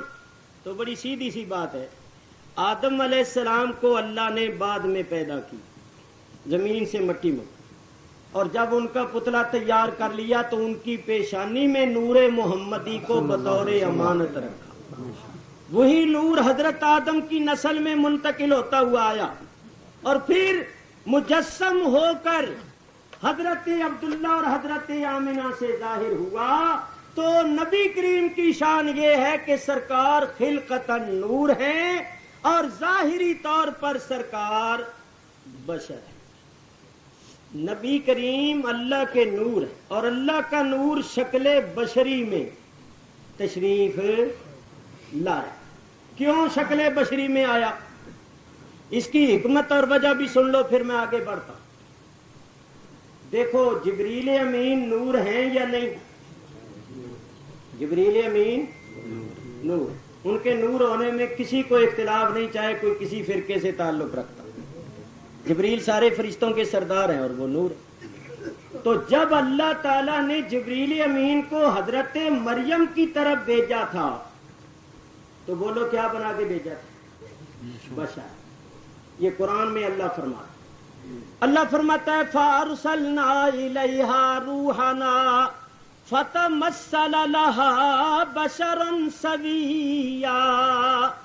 ہم نے اپنی روح جبریل امین کو مریم کی طرف پورا بشر بنا کے بھیجا. بولو بھئی حضرت جبریل جب حضرت مریم کے پاس آئے تو کیا بن کر آئے؟ بشر. تو اگر جبریل بشر بن کے آ گئے تو کیا ان کے نور ہونے میں کوئی فرق آ گیا؟ اسی طرح نبی کریم بھی نور ہے. اللہ نے ان کو بشر بنا کے بھیجا تو آپ کے نور ہونے میں بھی کوئی فرق نہیں ہے. ایک بات. دوسری بات یہ ہے، یہ بھی ثابت ہوا کہ نورانیت اور بشریت دونوں بیک وقت جمع ہو سکتی ہیں. یہ دونوں چیزیں بیک وقت جمع ہو سکتی ہیں. جبریل اس وقت نور بھی تھے بشر بھی تھے. تو سرکار نور بھی ہیں بشر بھی ہیں. مگر یہ کہنا کہ حضور ہمارے جیسے بے بشر تھے یہ ہمارے نزدیک بے ادبی اور گستاخ. حضور ہمارے جیسے بشر نہیں تھے، بشر تھے مگر بے مثل اور بے مثال بشر تھے. نہ کوئی ایسا ہوا ہے نہ قیامت تک ہو سکے. حقیقت میں خلقتاً سرکار نور تھے. اب یہ سنو کہ جبریل حضرت مریم کے پاس بشر بن کے کیوں آئے؟ اس لیے کہ جبریل نے فیض پہنچانا تھا. جبریل نے فیض پہنچانا تھا اور حضرت مریم نے فیض لینا تھا. اور فیض لینے اور دینے والے میں جب تک مناسبت نہ ہو فیض لینے والا لے نہیں سکتا اور دینے والا دے نہیں سکتا. تو اب نور نے بشر کو فیض دینا تھا تو نور بشر بن کے آیا. کیونکہ اگر نور بشر بن کے نہ آتا تو بشر فیض لے نہیں سکتا. نبی کریم نور ہیں، ہمیں بشر. تو نبی کریم نے بشروں کو فیض پہنچانا تھا. اگر آپ بشر بن کے نہ آتے تو دنیا بشریت آپ سے فیض کیسے حاصل کرے؟ حقیقت میں آپ نور ہیں، بشر بن کے اس لیے آئے کہ بشروں کو فیض پہنچانا. لیکن اب کیا کیا جائے؟ یہ جو دیوبندی مکتبہ فکر رکھنے والے ہیں یہ اپنے بڑوں کو بھی اب نہیں مانتے. چنانچہ ایک جگہ ان کے مولوی سے بات چیت ہوئی ہماری، تو جب ہم نے ان کے بڑوں کے حوالے پیش کیے تو وہ مولوی سر پیٹ کے بھاگ گیا اور یہ کہتا ہوا بھاگا کہ بیڑا تو ہمارے بڑوں نے ہمارا غرق کر دیا. تو جن کا یہ حال ہو کہ وہ اپنے بڑوں کو ہی اپنا بیڑا غرق کرنے والا سمجھیں تو ان چھوٹوں کا تم سمجھ لو کہ اس کا مطلب یہ ہوا کہ یہ چھوٹے جو سمجھے ہیں وہ بڑے نہیں سمجھے. اب مولوی محمد قاسم صاحب نانوتوی بانی مدرسہ دیوبند ان میں سب سے بڑے عالم ہوئے جنہوں نے مدرسہ دیوبند کی بنیاد رکھی. وہ ایک شعر کہتے ہیں، وہ نبی کریم کی شان میں شعر کہتے ہیں، رہا جمال پہ تیرے حجاب بشریت، رہا جمال پہ تیرے حجاب بشریت، نہ جانا کون ہے کچھ کسی نے جز ستار. اب دیوبند کے بانی کہتے ہیں کہ یا رسول اللہ آپ کے حسن و جمال پر آپ کی بشریت کا پردہ پڑا رہا، حقیقت میں آپ کی شان کو اللہ کے سوا کوئی جانتا ہی۔ تو بولو اب ان کو یہ کہو کہ بھئی تمہارا بڑا یہ کہہ رہا ہے کہ حضور کا جو حسن و جمال تھا وہ بشر نہیں تھا، بشریت تو اس کے اوپر ایک پردہ پڑا ہوا، حضور کے حسن و جمال پر بشریت کا پردہ پڑا ہوا، حضور کی شان حضور کا حسن جمال تو اندر تھا اور یہ بشریت تو بمنزلہ پردے کے تھی۔ اور وہ آگے لکھتے ہیں نہ جانا کون کچھ کسی نے جز ستار، یعنی اللہ کے سوا کسی نے نبی کریم کی شان کو نہیں جانا۔ اور مولوی اشرف علی صاحب تھانوی نے نشر الطیب میں لکھا ہے کہ سب سے پہلے حضور کا نور پیدا ہوا اور حضور کے نور سے کل کائنات پیدا ہوئی۔ آدم علیہ السلام نہیں تھے اور حضور کا نور تھا۔ اب ان کو یہ بتاؤ تو اس وقت یہ اپنے بڑوں سے بھی منکر ہو جاتے ہیں، کہتے ہیں ہم ان کو بھی نہیں مانتے، تو ہم کہتے ہیں اچھا بالکل نہ مانو، اچھا ہی ہے مانو نہ مانو، کیونکہ جو اپنے بڑوں کو بھی نہیں مانتا وہ ہمیں کہاں مانے، کیونکہ جو اپنے بڑوں کو بھی نہیں مانے گا وہ ہمیں مانے گا۔ ہمارے پنجاب میں ایک مقولہ ہے کہ جڑا پیو دا نہیں بنتا کسی اور دا کی بنے گا۔ بھئی جو اپنے باپ کو بھی نہ مانے، اپنے باپ کا بھی ادب نہیں کرے، کسی اور کا کیا کرے؟ تو میاں یہ میں نہ مانوں اس کا تو کوئی علاج ہی نہیں، یہ تو لا علاج بیماری ہے۔ توبہ توبہ، اور یہ بیماری ہے۔ دیکھو نا ابو جہل نے کتنے معجزے دیکھے، حضور نے چاند کے 2 ٹکڑے کر کے دکھائے، اس کی مٹھی میں پتھروں نے کلمے پڑھے، مگر اس نے یہی سبق پڑھا ہوا تھا میں نہ مانوں۔ اب اس کا تو کوئی علاج ہی نہیں، بولو اس کا کوئی علاج ہے؟ یہ لا علاج بیماری، یہ قرآن یہ حدیث یہ باتیں ماننے والوں کے واسطے، اور جس نے میں نہ مانوں کا سبق پڑا ہوا ہے اس کے لیے سب کچھ بیکار۔ تو چلو آگے چلیں، کیا عرض کر رہا تھا؟ نبی کریم علیہ الصلوۃ والسلام کو اللہ تعالیٰ نے بھیجا۔ لو یہ ایک رکے کا جواب ہو گیا۔ ایک عزیز نے رکا لکھا ہے، بچہ معلوم ہوتا ہے وہ کوئی، وہ کہتا ہے جی آپ یہ بتائیں کہ حضور نور ہیں یا آدمی ہیں؟ وہ کہتا ہے بعض لوگ کہتے ہیں حضور نور ہیں، بعض لوگ کہتے ہیں حضور آدمی۔ تو برخوردار عزیزم، حضور حقیقت میں نور ہے، نور بھی ہیں اور آدمی بھی ہیں، آدم کی اولاد سے بھی ہیں، حضور آدم کی نسل سے بھی ہیں، آدم کی نسل بھی ہیں اور آدم کی اصل بھی ہے۔ سبحان اللہ۔ آدم نہیں تھے اور حضور تھے، یہ کیا ہے؟ اصل ہونا۔ اور آدم کی اولاد میں حضور کا ظہور ہوا، یہ ہے نسل ہونا۔ تو ہم نسل ہونا بھی مانتے ہیں، اصل ہونا بھی مانتے ہیں، لیکن یہ ایک بات مانتے ہیں کہ نہیں مانتے، یہ نسل ہونا مانتے ہیں، اصل ہونا نہیں مانتے۔ اور ان کی عادت ہے ہمیشہ یہ ایک طرف ہی دیکھتے، ایک آنکھ بند کر۔ ان کو نسل ہونا تو نظر آتا ہے، اصل ہونا نظر نہیں آتا۔ ان کو یہ تو نظر آتا ہے کہ سرکار ابو طالب کی بکریوں کے پیچھے پھرتے تھے، اور یہ نظر نہیں آتا کہ سرکار معراج کی رات مسجد اقصی میں نبیوں کے آگے بھی تو کھڑے ہوئے تھے۔ نعرہ تکبیر، نعرہ رسالت۔ ان کو ابو طالب کی بکریوں کے پیچھے پھرنا نظر آتا ہے، نبیوں کے آگے کھڑا ہونا نظر نہیں۔ یہ جب بات کریں گے تو کہیں گے حضور بیمار ہوتے تھے، بیمار ہونا ان کو نظر آتا ہے، اور یہ نظر نہیں آتا کہ جس خاک پر قدم رکھ دیا اس کو تمام بیماریوں کے واسطے شفا بنا۔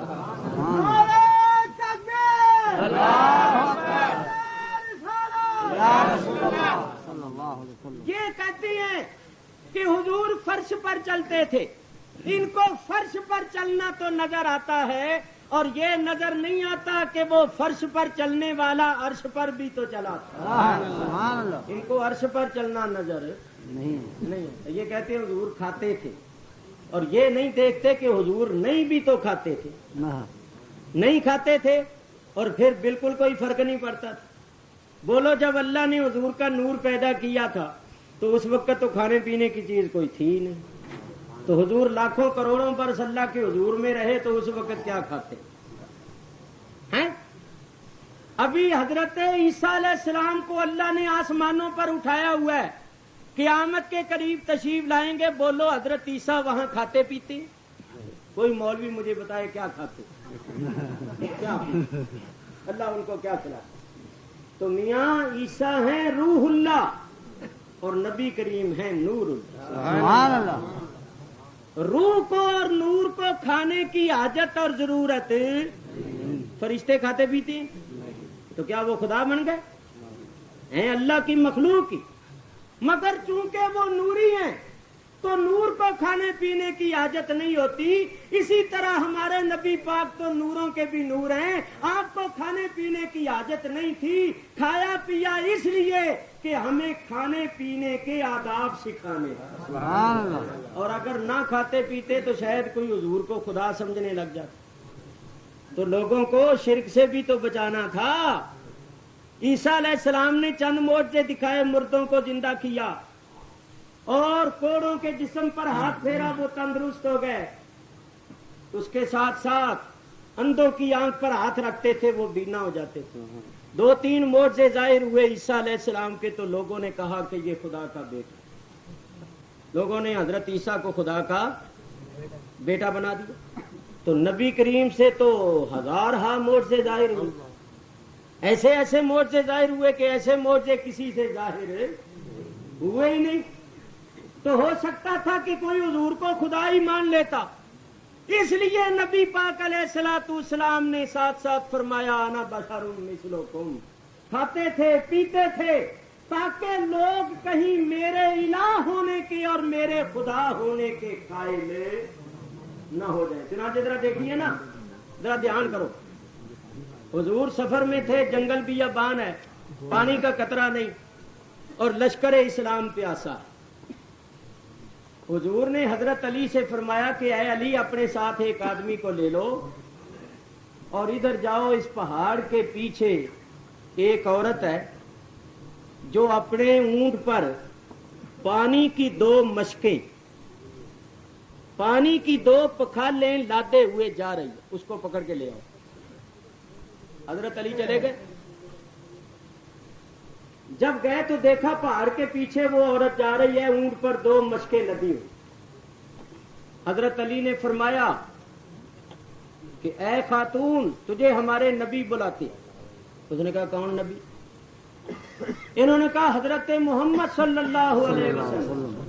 کہنے لگی اچھا وہ جن کے متعلق مشہور ہے کہ وہ جادوگر ہیں اور بڑی بڑی عجیب وہ باتیں کرتی ہیں۔ انہوں نے کہا وہ جادوگر نہیں، وہ تو اللہ کے رسول ہیں۔ وہ کہنے لگی میں نہیں جاتی، مجھے جلدی ہے، میں بڑی دور سے پانی لے کر آئی۔ ہم جس گاؤں میں رہتے ہیں وہاں پانی نہیں ہے، پانی خشک ہو گیا کنووں میں گرمی کی وجہ سے، تو میں کئی میلوں سے یہ 2 مشکیں پانی لے کر آئی ہوں اور پیچھے لوگ انتظار میں نہیں جا سکتی۔ انہوں نے کہا جانا پڑے گا تجھے، ہم چھوڑیں گے نہیں، چل۔ وہ آ گئے، نبی کریم کی خدمت میں حاضر ہو گئے۔ حضور نے ارشاد فرمایا کہ مائی ہم تیری مشکوں میں سے تھوڑا سا پانی لے لیں، اور یہ سن ہم پانی لیں گے مگر تیری مشکوں میں کوئی پانی کم نہیں ہوگا۔ اللہ۔ اس نے دیکھا بھی ان کے ساتھ اتنا لشکر ہے، یہاں میری چل تو سکتی نہیں، میں اگر اڑ گئی کہ پانی نہیں دیتی تو میری بات تو مانی نہیں جانی کہ میں اکیلی کیا کر سکتی۔ کچھ حضور کا روب اس پر پڑا، اس نے کہا آپ لے لی۔ حضور علیہ الصلوۃ والسلام نے اس کی مشک کا منہ کھول دیا اور صحابہ سے کہا آؤ بھائی پانی لو۔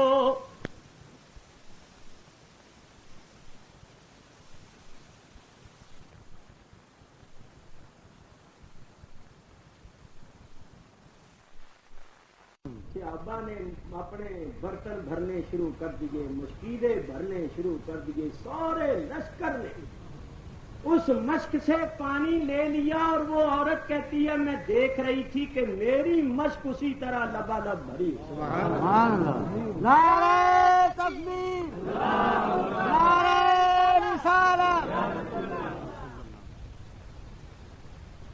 उसकी मश्क में कोई कमी नहीं है।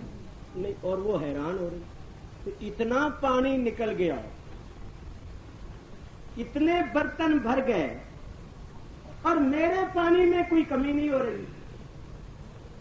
जब पानी निकाल लिया, बड़ा बर्तन भर लिए, मशकीरें भर लिए, हुजूर ने फरमाया इसकी मश्क का मुंह बांध दो, मुंह बांध दिया। फिर हुजूर ने फरमाया माई देख लिया तूने, तेरे पानी कर कहने लगी। लोगों ने कहा तुझे आज देर हो गई है, क्या हुआ? उसने कहा अजीब मामला पेश। वो जो शख्स है ना जिसके मुतल्लक मशहूर है कि वो साबी हो गया है और जिसने नया दीन निकाला है और लोग उसको जादूगर कहते हैं और वो बड़ी बड़ी अजीब बातें दिखाता है, आज उनके साथी मुझे पकड़कर उसके पास ले गए। तो लोगों मैंने तो आज अजीब मामला देखा, मेरी मश्क में से उन्होंने इतना पानी निकाला, कई बर्तन भरे, कई मशकीदे भरे, लेकिन मेरी मश्क में से एक कतरा कम नहीं। तो अब मैं हैरान हूं कि इतना पानी निकल गया और इधर कोई कमी नहीं हुई, ये बात क्या? और फिर उन्होंने मुझे ये खजूरें, ये रोटियां, ये तरह तरह की चीजें तोहफा दी है। तो तुम मेरी बात मानो, मेरी कौम के लोगों, मेरे गांव के लोगों, उस नबी पर ईमान ले, उस नबी पर ईमान ले। सुनो, या तो ये बात है कि रूए जमीन पर उससे बड़ा कोई जादूगर नहीं, और अगर वो जादूगर नहीं तो फिर वो सच्चा नबी। और हमने ऐसे जादू कभी नहीं देखे कि इतना पानी मश्क से निकल जाए और कतरा कम ना। लोगों को उसने बताया और वो हर वक्त इसका तज़किरा करती रहती थी। और सुनो इसमें हिकमत क्या थी। अब बात जो मैंने करनी है वो ये कि जो नबी इतना पानी मश्क में पैदा कर सकता है कि बर्तन भर लिए जाए और मश्क में कमी ना आए, वो माई की मश्क ना भी मंगवाता तब भी वो पानी पैदा कर सकता। लेकिन उसने क्यों बुलाया? इसमें कई हिकमतें, एक दो हिकमतें आगे चलकर अर्ज करूंगा। और एक हिकमत ये है कि नबी करीम दिखाना ये चाहते थे कि ये अल्लाह ने क्या फरमाया, हुजूर ने फरमाया अल्लाह ने पानी में बरकत कर दी, पर्दा रखा कि कहीं ये लोग मुझे खुदा ही न समझने लग गए कि ये नबी तो अदम से वजूद में ले आता है, चीज का वजूद नहीं होता तो उसको पैदा कर देता। और ये शान है अल्लाह की, और हुजूर अल्लाह नहीं है, अल्लाह की सिफत के मजहरे अतम है। शान है अल्लाह की, कमाल है अल्लाह का, लेकिन ज़हूर होता है उसके हबीब से, ताकि पता चले कि उसका हबीब उसकी शान का मजहरे अतम। अच्छा, एक हिकमत तो ये थी कि हुजूर मुझे कहीं खालिक ना मान ले कि ये खालिक है, अदम से वजूद में ले आता है, यूं फरमा दिया भी पानी में अल्लाह ने बरकत कर। अच्छा, दूसरी हिकमत क्या थी? जब ये मुसलमानों का लश्कर फतह करता हुआ आगे बढ़ा ना, तो आगे उसी माई का गांव आ गया। हुजूर ने अपने सहाबा से फरमाया तुम जानते हो ये उस माई का गांव है जिसकी मश्क में से हमने पानी लिया। तो इस गांव के जो लोग हैं ना, इन लोगों को कुछ ना कहना, इनमें से किसी को कत्ल नहीं करना, और यहां किसी को कोई नुकसान न पहुंचाओ, छोड़ दो, इस गांव को फतह ही ना करो, तुम देखो अल्लाह ताला की कुदरत के जलवे, छोड़ दो, क्योंकि ये उस माई का गांव है जिस माई की मश्क में से हमने पानी लिया। लोगों ने छोड़ दिया उस गांव को, तो उस माई ने अपनी कौम के लोगों से कहा, लोगों तुम देखते हो ना, इन्होंने सारा इलाका फतह किया, हमारे गांव को छोड़ दिया। तो क्यों छोड़ा है भला? इस वास्ते कि इन्होंने मेरी मश्क में से पानी लिया था, हालांकि कोई कमी नहीं हुई थी। तो मैं समझती हूँ ये खास तौर पर हमारे वास्ते मेहरबानी कर रहे हैं, रियायत कर रहे हैं। तो अब मेरा कहना मानो कि मुसलमान हो जाओ, और सारा गांव मुसलमान हो गया। नारे तकबीर, नारे रिसालत। ये थी हिकमत उस माई को बुलाने की। अगर वो माई ना आती और ये सरकार का मोर्चा न देखती और आगे जाकर अपनी कौम को ना बताती, तो वो कौम ईमान कैसे लाती? وہ اس قوم کے ایمان لانے کا سبب یہ معجزہ بننا تھا، اس لیے فرمایا اس کو بلا لاؤ، اور اسی لیے فرمایا کہ اس گاؤں کے لوگوں کو چھوڑنا، ان میں سے کسی کو قتل نہ کرنا، کیونکہ سرکار جانتے تھے کہ یہ سب مسلمان ہوں۔ سبحان اللہ۔ تو میرے بزرگوں اور دوستوں یاد رکھو، سرکار دو عالم علیہ الصلوۃ والسلام نے اتنے معجزے دکھائے، اتنے معجزے دکھائے کہ اس کے ساتھ ساتھ ایسی باتیں بھی فرماتے رہے تاکہ لوگ مجھے خالق نہ سمجھنے لگ جائیں، خدا نہ سمجھنے لگ جائیں، شرک میں مبتلا نہ ہو جائیں، بلکہ عاجزی کرتے رہے کہ بھئی اتنی قدرت و طاقت اور شان کے باوجود بھی میں خدا نہیں ہوں بلکہ خدا کا پاک بندہ۔ تو حضور اللہ یا رسول اللہ صلی اللہ علیہ وسلم، حضور علیہ الصلوۃ والسلام آپ نے جانا ہے، سنا ہے کئی مرتبہ انگلیوں سے چشمے چلا دیتے، سیراب کر دیتے، پانی نہیں ہے۔ اب یہاں تو مائی کے پاس مشک تھی، بلا لیا، اور جدھر مشک نہیں تھی ادھر کیا کیا؟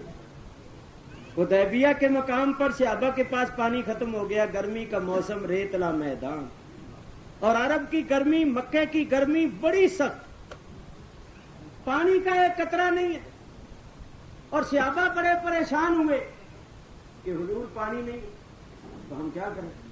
تو سرکار نے یہ نہیں فرمایا کہ پھر میں کیا کروں، میں بھی تو تمہاری طرح ایک انسان ہوں، جس طرح تمہیں پیاس لگی مجھے بھی لگی، جس طرح تم نے وضو کرنا ہے مجھے بھی کرنا ہے، تو جاؤ ڈھونڈو، کہیں سے پانی مل گیا تو لاؤ، مجھے بھی لوٹا دو لوٹے دینا، یا نماز پڑھو، اللہ سے دعا مانگو اللہ بارش برسا دے۔ صحیح بخاری کی حدیث ہے، پڑھ کے دیکھو حضور نے کیا فرمایا۔ حضور نے فرمایا کوئی برتن لاؤ، برتن حاضر کیا گیا۔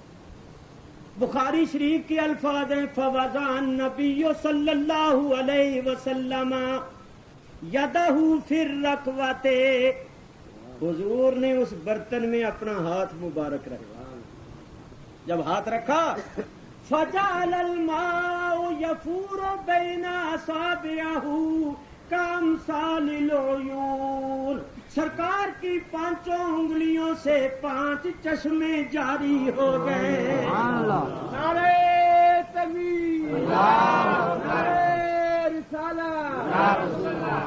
اعلی حضرت فاضل بریلوی رحمت اللہ علیہ فرماتے ہیں انگلیاں ہیں فیض پر ٹوٹے ہیں پیاسے جھوم کر، انگلیاں ہیں فیض پر ٹوٹے ہیں پیاسے جھوم کر، ندیاں پنجاب رحمت کی ہیں جاری واہ واہ، ندیاں پنجاب رحمت کی ہیں جاری واہ واہ۔ دیکھ لو ساڈا پنجاب آیا، اعلیٰ حضرت پنجاب، یہ پنجاب کو پنجاب کیوں کہتے ہیں؟ اصل میں ہے پنج آب، پنج آب، کیونکہ پنجاب میں 5 دریا ہے، تو اس وجہ سے کہا جاتا ہے پنج آب، تو کثرت استعمال سے پنجاب پنجاب۔ تو حضور کی یہ 5 انگلیاں جو تھیں، اعلیٰ حضرت فرماتے ہیں یہ 5 آب تھے، 5 آب، گویا یہ 5 انگلیاں 5 نہریں تھی پانی۔ سبحان اللہ۔ فرماتے ہیں ندیاں پنجاب رحمت کی ہیں جاری واہ واہ۔ دیکھو کتنے لوگوں نے پانی پیا، کتنے لوگوں نے وضو کیا، مشکیریں بھرے، ذرا سوچو۔ صحیح بخاری کی حدیث ہے، حضرت جابر اس حدیث کے راوی ہیں، انہوں نے فرمایا تم پوچھتے ہو کتنے آدمی، اگر لاکھوں آدمی بھی ہوتے تو پانی ختم نہ ہوتا، سبحان اللہ، مگر اس دن ہم 1500 تھے۔ کتنے؟ 1500 آدمی نے پانی پیا، بڑے پیاسے تھے، 2 گلاس بھی پیے ہو۔ ایک ایک سیر آج کل تو کلو ہو گئے نا، ایک ایک سیر ہی حالی لو، آپ پرانی گل کریے، ایک ایک سیر بھی پانی پیا ہو تو 1500 سیر کے من بناؤ، کتنے وہ 1500 نے وضو کیا، اور 2 سیر پانی وضو پر خرچ ہوا ہو تو پھر 1500 آدمی نے وضو کیا، 2 سیر یا 1.5 سیر پانی خرچ ہوا ہو تو بولو ان کے وضو پر کتنا خرچ ہوا؟ انہوں نے برتن بھرے، مشکیدے بھرے، اونٹوں کو بھی پلایا۔ اب میں آپ کو دعوت فکر دیتا ہوں، آخر سوچو کہ وہ پانی جو حضور کی انگلیوں سے آ رہا تھا وہ کدھر سے آ رہا؟ سوچنے کی بات ہے، کیا حضور کے اندر کوئی نہر جاری تھی؟ کیا حضور کے اندر کوئی کنواں لگا ہوا، کوئی واٹر ورکس تھا، کوئی پانی کی ٹینکی اندر لگی ہوئی تھی؟ ذرا سوچو کہ آخر وہ پانی آ رہا تھا تو کدھر سے آ رہا؟ تو سرکار دو عالم کی شان یہ تھی کہ برتن منگوایا، اس میں ہاتھ رکھ دیا کہ لوگوں کو یہ نہ شبہ پڑے کہ یہ خالق عدم سے وجود میں لے آیا، نہیں برتن بے اللہ نے برکت کر، اللہ نے برکت کر۔ حضور بات کر دیتے تھے تاکہ یہ لوگ کہیں مجھے خدا نہ کہنا شروع کر دیں۔ 1500 آدمی نے پیا، وضو کیا، برتن بھرے، مشکیدے بھرے، جانوروں کو پلایا، صحیح بخاری کی حدیث ہے۔ ذرا سوچو پانی کدھر سے آ رہا؟ آؤ میں تمہیں بتاؤں۔ اللہ تعالیٰ نبی کریم علیہ الصلوۃ والسلام کو فرماتا ہے انا اعطیناک الکوثر، بے شک ہے حبیب ہم نے آپ کو کوثر عطا فرما دیا۔ دیکھو یہ ایسی سیدھی بات ہے جس میں کوئی پیچ نہیں، کوئی یعنی ایسی رمز نہیں، گنڈی نہیں ہے جس کا سمجھنا مشکل ہو۔ علماء تو بہت زیادہ جانتے ہیں، یہ طالب علم بھی جانتے ہیں کہ اعطینا سیگا ہے ماضی، اور ماضی گزرے ہوئے زمانے کو۔ تو اللہ نے یہ نہیں فرمایا کہ محبوب تجھے کوثر عطا کریں گے، نہیں، رب نے کیا فرمایا؟ ہم نے عطا کر دیا، عطا کر دیا۔ ایک دوسری بات ہے آتینا، آتینا عطا سے ہے، ایک ہے کسی کو بطور قرض دینا، جو چیز قرض دی جاتی ہے پھر وہ واپس لی جاتی، ایک ہے بطور امانت دینا۔ اگر کوئی چیز کسی کو بطور امانت دے دی جائے تو وہ اس میں خیانت نہیں کر سکتا، اس میں تصرف نہیں کر سکتا۔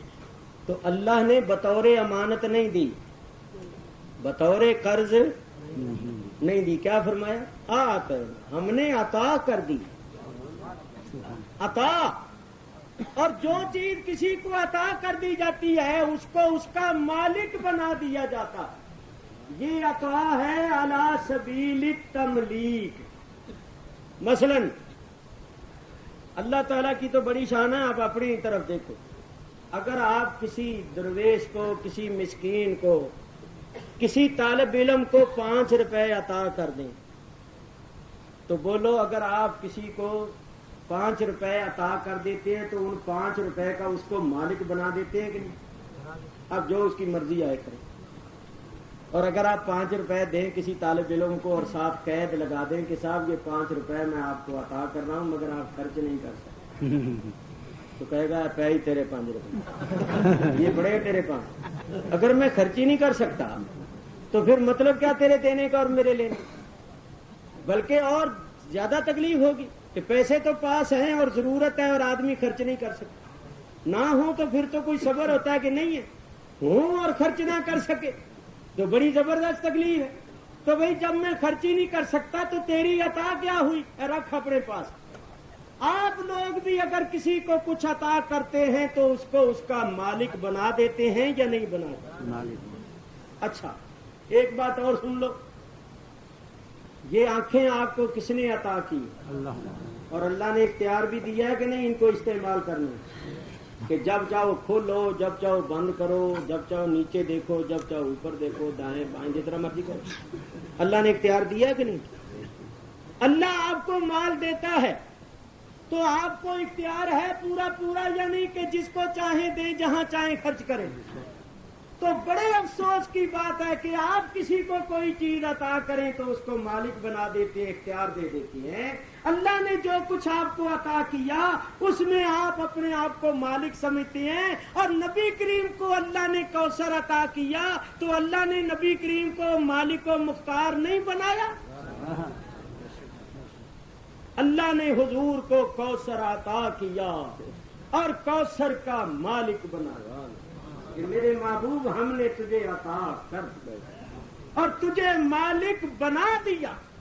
یہ عطا علی سبیل التملیک ہے، مالک بنا دیا اللہ تعالی۔ اللہ تعالی نے مالک بنا دیا۔ ذرا ایک بات اور سنو، کوثر سے مراد کیا؟ بعض لوگ کہتے ہیں کوثر سے مراد ہے حوض کوثر، میں کہتا ہوں حوض کوثر بھی اس میں شریک ہے، بلکہ صحیح بخاری اٹھا کر دیکھو، کوثر کے معنی ہیں خیر کثیر کے، یعنی اللہ تعالیٰ فرماتا ہے میرے حبیب ہم نے تجھے بے شمار قسم کی بھلائیاں، بے شمار نعمتیں، بے شمار رحمتیں، برکتیں، نعمتیں عطا فرما دیں اور ان کا مالک بنا دیا۔ ان نعمتوں میں کوثر بھی، تو بولو حضور مالک کوثر، حضور مالک کوثر۔ اللہ نے حضور کو کوثر عطا کیا اور مالک بنا دیا۔ تو اب مسئلہ سنو، کوثر کے مالک نے اپنے انگلیوں کا تعلق کوثر سے جوڑ دیا، دیکھنے والوں کو نظر نہیں آتا تھا، اور مالک کوثر اس وقت کوثر کے جام بھر بھر کے پلا رہا تھا۔ لوگ پی رہے، وضو کر رہے، انگلیوں سے پانی جاری ہے۔ اعلیٰ حضرت امام اہل سنت جھوم اٹھے اور فرمایا کہ اس وقت صحابہ زبان حال سے یہ کہہ رہے تھے، ٹھنڈا ٹھنڈا میٹھا میٹھا، ٹھنڈا ٹھنڈا میٹھا میٹھا پیتے ہم ہیں، پلاتے یہ ہیں، پیتے ہم ہیں، پلاتے یہ ہیں، انا آتیناک الکوثر، انا آتیناک الکوثر، ساری کثرت باتیں یہ ہیں، ساری کثرت باتیں یہ۔ اور اعلیٰ حضرت فرماتے ہیں یہ کون ہیں؟ قصر دنا تک ان کی رسائی، قصر دنا تک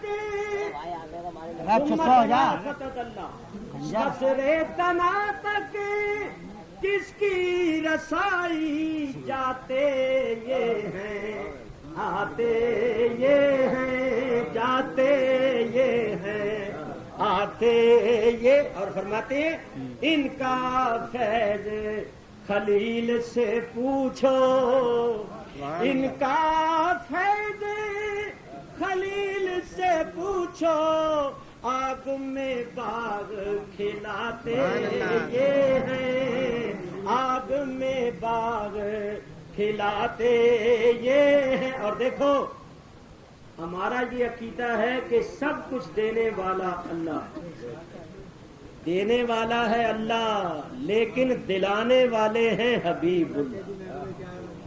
رب ہے موتی یہ ہے قاسم، یہ حدیث کا ترجمہ۔ حضور فرماتے ہیں انما انا قاسم واللہ یعطی۔ یہ علماء بیٹھے ان سے پوچھو انما حسر کا کلمہ کیا معنی اس کا؟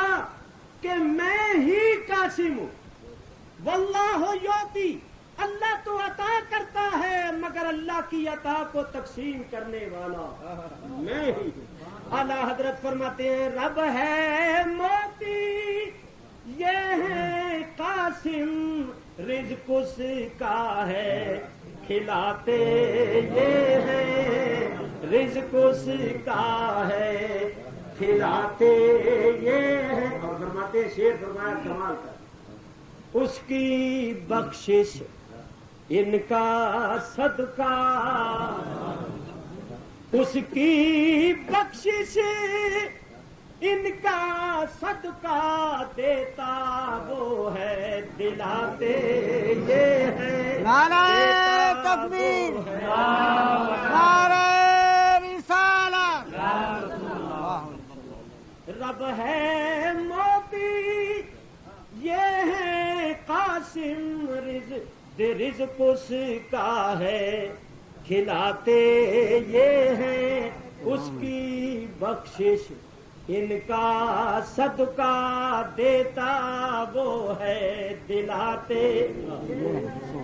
तो मेरे दोस्तों बुजुर्गों, अल्लाह ताला ने नबी करीम अलैहिस्सलाम को पैदा किया सारी कायनात से पहले और भेजा सारे नबियों के बाद। फरमाया या अय्युहन नबियो, ऐ गैब की खबरें देने वाले, इन्ना अरसलना का, बेशक हमने तुझे भेजा। क्या बना कर भेजा? शाहिदम व मुबश्शिरम व नज़ीरा। शाहिद, मुबश्शिर और नज़ीर। बताएल्लाह बिइज़्निही, और बुलाने वाला अल्लाह की तरफ उसके हुक्म से। वसिराजम मुनीरा, और चमका देने वाला आफ़ताब। 5 औसाफ़े हमीदा हैं। देखो, पहला वस्फ़ है शाहिदन। इधर ध्यान करो मेरी तरफ। शाहिदन जो है ये हाल है, शाहिदन हाल, और नबी करीम है जुल्हाल। ऐ नबी, हमने तुझे भेजा किस हाल में? शाहिदन, कि आप मुशाहिदा करने वाले थे। जैसा कि आप ये कहें कि मोहम्मद शफी उकाड़वी स्टेज पर आया इस हाल में कि उसके सर पर रुमाल बांधा हुआ, कि उसके सर पर, इस हाल में आया कि सर पर रुमाल बांधा हुआ। तो इसका ये मतलब तो नहीं है ना कि मैंने स्टेज पर आके रुमाल बांधा, पीछे से ही रुमाल बांधे हुए स्टेज पर इस हाल में आया कि रुमाल बांधा हुआ।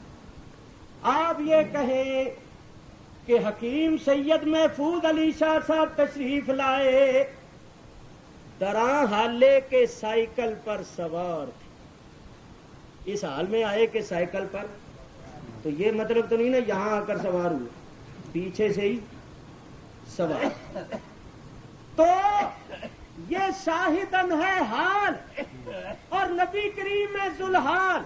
माना ये होगा कि ऐ नबी, हमने तुझे इस हाल में भेजा कि तू शाहिद था। तो अब शाहिद का माना समझ लो, सबरे मसले हल हो गए। देखो, शाहिद जो है इसका मस्दर है शहादत और शहूद। शहादत और शहूद, इन दोनों के माने हैं हाजिर और नाजिर। ये उकाड़वी नहीं कहता, ये कोई शाह नहीं कहता, ये कोई फलाना छलाना नहीं कहता। कुरान की लुगत जो सारी दुनिया के मुसलमान उलमा के नजदीक मुसल्लम, जो है ही कुरान की लुगत, जिसका नाम है मुफरदात इमाम राग़िब। तो कुरान की लुगत उठाकर देखो कि शाहिद के माना क्या। चुनांचे इमाम राग़िब ने जो कुरान की लुगत लिखी है, उससे मैं आपको बताता हूं कि वो शाहिद का माना क्या होता है। वो फरमाते हैं कि शहादत जो है उसका मस्दर है शहादत और शहूद। शाहिद का मस्दर شہادت اور شہود. تو شہادت اور شہود کے معنی کیا ہے؟ الشہادت والشہود الحضور مع المشاہدت اما بالبصر او بالبصیرہ. یہ شہادت اور شہود کا معنی ہے کیا؟ الحضور، حاضر ہونا، مع المشاہدت، ساتھ مشاہدے اور دیکھنے کے، ناظر ہونے کے، اما بالبصر او بالبصیرت، اور وہ ناظر ہونا دیکھنا چاہے سر کی آنکھ سے ہو یا دل کی آنکھ سے ہو. تو شاہد کے معنی ہوئے حاضر و ناظر، حاضر و ناظر. اب قرآن سے میں اس کا ثبوت پیش کروں. انہوں نے جو قرآن کی لغت لکھی ہے تو اپنی طرف سے نہیں لکھی، قرآن سے لکھی. اللہ تعالیٰ ارشاد فرماتا ہے بلا تعملون من عمل الا كنا علیکم شہودا. بلا تعملون من عمل، اللہ فرماتا ہے تم کوئی عمل نہیں کرتے ہو الا كنا علیکم شہودا، مگر ہم تمہارے پاس حاضر و موجود ہوتے ہیں. بولو شہود جو مصدر ہے وہ یہاں اس میں فاعل کے معنی میں آیا ہے. کیا معنی اس کا؟ اللہ فرماتا ہے تم جو بھی عمل کرتے ہو ہم تمہارے پاس حاضر ہو ناظر ہو. دوسری آیت سنو، ان اللہ علی کل شیء شہید، بے شک اللہ تعالی ہر چیز پر شاہد ہے. کیا معنی؟ ہر چیز پر حاضر ہو، ہر چیز کو دیکھتا، ہر چیز کو دیکھتا ہے، ہر چیز ہر جگہ موجود ہے. اور دیکھیے اللہ تعالیٰ ارشاد فرماتا ہے فمن شاہد منکم الشہر فلیصم، جو تم میں سے رمضان کے مہینے میں موجود ہو، حاضر و موجود ہو، اس کو چاہیے رمضان کا روزہ رکھے. فمن شاہدہ، اس کا بھی مصدر وہی شہادت اور شہود، شاہدہ ماضی کا صیغہ، جو حاضر و موجود ہے. اس طرح قرآن کی بہت سی آیتیں میں آپ حضرات کے سامنے پیش کر سکتا ہوں. میری کتاب ذکر جمیل پڑھ کر دیکھو، میں نے وہاں 10 آیتیں لکھی، 10 آیت. میرے بزرگوں اور دوستوں، شاہد کے معنی ہے حاضر و ناظر. آپ کہیں گے مولوی صاحب ہمارے گھر میں ترجمے والا قرآن ہے، ہم دیکھتے ہیں کہ وہاں تو ترجمہ کیا ہوا ہے گواہ، کہ اے نبی ہم نے تجھے بھیجا گواہی دینے والا. تو شاہد کے معنی تو گواہ ہے، اور حضور نے گواہی دی اللہ کی، لا الہ الا اللہ اشہد ان لا الہ الا اللہ. کیونکہ حضور نے اللہ کی شہادت دی، گواہی دی، اس لیے اللہ نے آپ کو شاہد فرمایا. تو شاہد کا معنی تو ہے گواہ. میں کہتا ہوں یہ معنی بھی صحیح ہے، گواہ بھی معنی صحیح ہے، لیکن اس کا مطلب بھی وہی نکلے گا. گواہ اس کو کہتے ہیں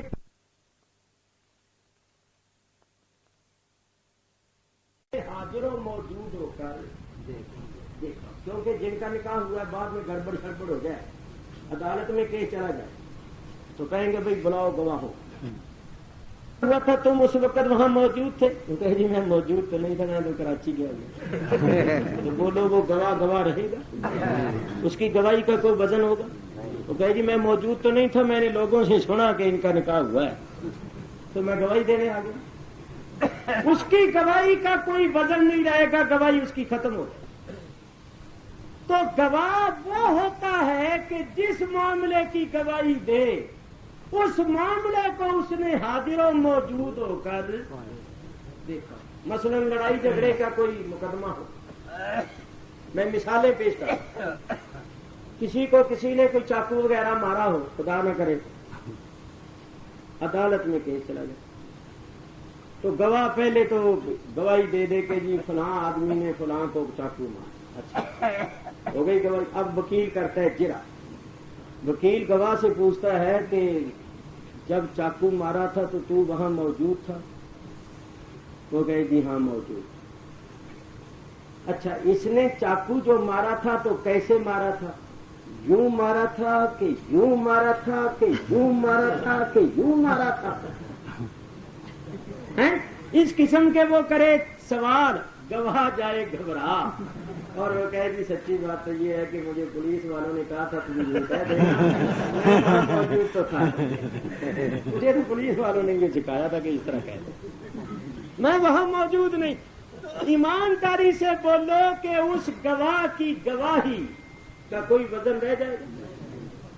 ये मैं पुरानी बातें कर रहा हूँ, आजकल तो अल्लाह का फजल है, आजकल पुलिस वाले ऐसा नहीं सिखाते, पुरानी बातें, पहले ऐसा होता था। क्योंकि अभी मैंने हैदराबाद आना जाना है, वालों के लिए मजदूरियां लेनी है, अगर उनकी मुखालिफत करेंगे तो हम कैसे कामयाब हो सकते हैं? तो गवाह वही हो सकता है कि जिस मामले का वो गवाह हो, उस मामले को उसने हाजिर व मौजूद होकर देखा, वरना वो गवाह नहीं हो सकता। अच्छा, एक है तहम्मुल शहादत और एक है अदाए शहादत। निकाह के वक्त मौजूद होकर देख रहा है कि निकाह हो रहा है, इसका नाम है तहम्मुल शहादत। बाद में अगर किसी जगह ये शहादत देनी पड़े तो उसका नाम होगा अदाए शहादत। लड़ाई हो रही है, देख रहा, इसका नाम है तहम्मुल शहादत। अदालत में जाकर बयान देना, शहादत देना, उसका नाम है अदाए शहादत। अब यहां जलसा हो रहा, आप सब लोग हाजिर हैं, नाजिर, देख रहे, सुन भी रहे, मौजूद हैं। शहादत का तहम्मुल हो रहा है, यानी आपने शहादत को अपने ऊपर उठा लिया। 2, 4, 6 दिन के बाद कोई शख्स ये कहे कि हैदराबाद के फलां महल्ले में फलां मकाम पर मोहम्मद शफी उकारवी ने वाज नहीं किया, कोई जलसा नहीं, तो वहां आप शहादत दें कि भाई मैं शहादत देता हूं कि जलसा हुआ, क्योंकि मैं जलसे में खुद मौजूद था। तुम गलत कह रहे, जलसा हुआ, मैं खुद जलसे में मौजूद। तो आप अब जलसे में मौजूद हैं, ये जलसे में मौजूद होकर देखना सुनना ये है तहम्मुल शहादत, और बाद में बयान देना कि मैं जलसे में मौजूद था, ये है अदाए शहादत, कि उस शहादत को आप अदा कर रहे हैं। जब आपने अच्छी तरह समझ लिया तो अब सुनो, नबी करीम शाहिद बनकर आए, जिस तरह मर्जी मान लो सरकार की शान ही नजर आएगी। अगर ये कहो कि हुजूर शाहिद बनकर आए, अल्लाह की शहादत देते हैं, तो मियां जिसकी शहादत दी जाती है जब तक उसको देखा ना हो शहादत मोतबर नहीं होती। तो अगर इस तरह मानो कि नबी करीम अल्लाह की शहादत देने आए, तो फिर ये कहना पड़ेगा कि कमली वाले ने अल्लाह को देखा और देखकर आकर शहादत दी। नारे तकबीर, नारे रिसालत। पहले नबियों ने भी शहादत दी थी, मगर किसी ने अल्लाह को देखा नहीं था। लोग मुंतजिर थी ऐसे शाहिद के जो यार के जलवे अपनी आंखों से देखकर बताए। सरकार तशरीफ लाए, लोगों से फरमाया कूलू ला इलाहा इल्लल्लाह, लोगों कहो ला इलाहा इल्लल्लाह। लोगों ने कहा आपने अल्लाह को देखा है? फरमाया रहा तो रब्बी अज़्ज़ा व जल्ला फी अहसन सूरतिन, मैंने अपने रब को बड़ी अच्छी सूरत में देखा। तो हुजूर ने रब को देखा और देखकर गवाही दी। अब आप कहेंगे कि गवाही तो हम भी देते हैं, तो हमने भी रब को देखा? नहीं, हमारी शहादत है शहादत अला शहादत, शहादत अला शहादत। हुजूर ने रब को देखकर शहादत दी, हमने हुजूर से सुनकर शहादत। देखो ना, ईद का चांद निकलता है तो सारे तो नहीं ना देखते हैं? बोलो सारे देखते हैं? नहीं। तो ईद तो सारे ही मनाते हैं कहते तो सारे ही चांद हो गया। तो अब एक तो वो हैं ने जिन्होंने चांद को देखा, और दूसरे वो हैं जो देखने वालों से सुनकर शहादत देते हैं। उनकी शहादत क्या होगी? शहादत अला शहादत, शहादत अला शहादत। हम जो अल्लाह की शहादत देते हैं, अशहदु अल्ला इलाहा इल्लल्लाह, تو ہم نے اللہ کو دیکھا نہیں بلکہ اس سے سن کر شہادت دیتے ہیں جس نے اللہ کو دیکھا. تو ہماری شہادت علی شہادت اور حضور کی شہادت بالرؤیت بالعین. حضور نے خود دیکھا. تو میاں ذرا خیال کرو، اور جس شاہد سے رب نہیں چھپا اس سے اور کیا کچھ چھپ سکتا؟ بے شک. اور جس سے رب نے اپنا آپ نہیں چھپایا اس نے اور کیا چھپا لینا؟ قربان جائیے اعلیٰ حضرت کے اس 14ویں صدی میں لوگوں کے ایمان کو سنبھالا، حضور کی محبت اور تعظیم کا سبق دیا. اعلیٰ حضرت فرماتے ہیں اور کوئی غیب تم سے کیا نہاں ہو بھلا، اور کوئی غیب تم سے کیا نہاں ہو بھلا، جب نہ خدا ہی چھپا تم پہ کروڑوں درود.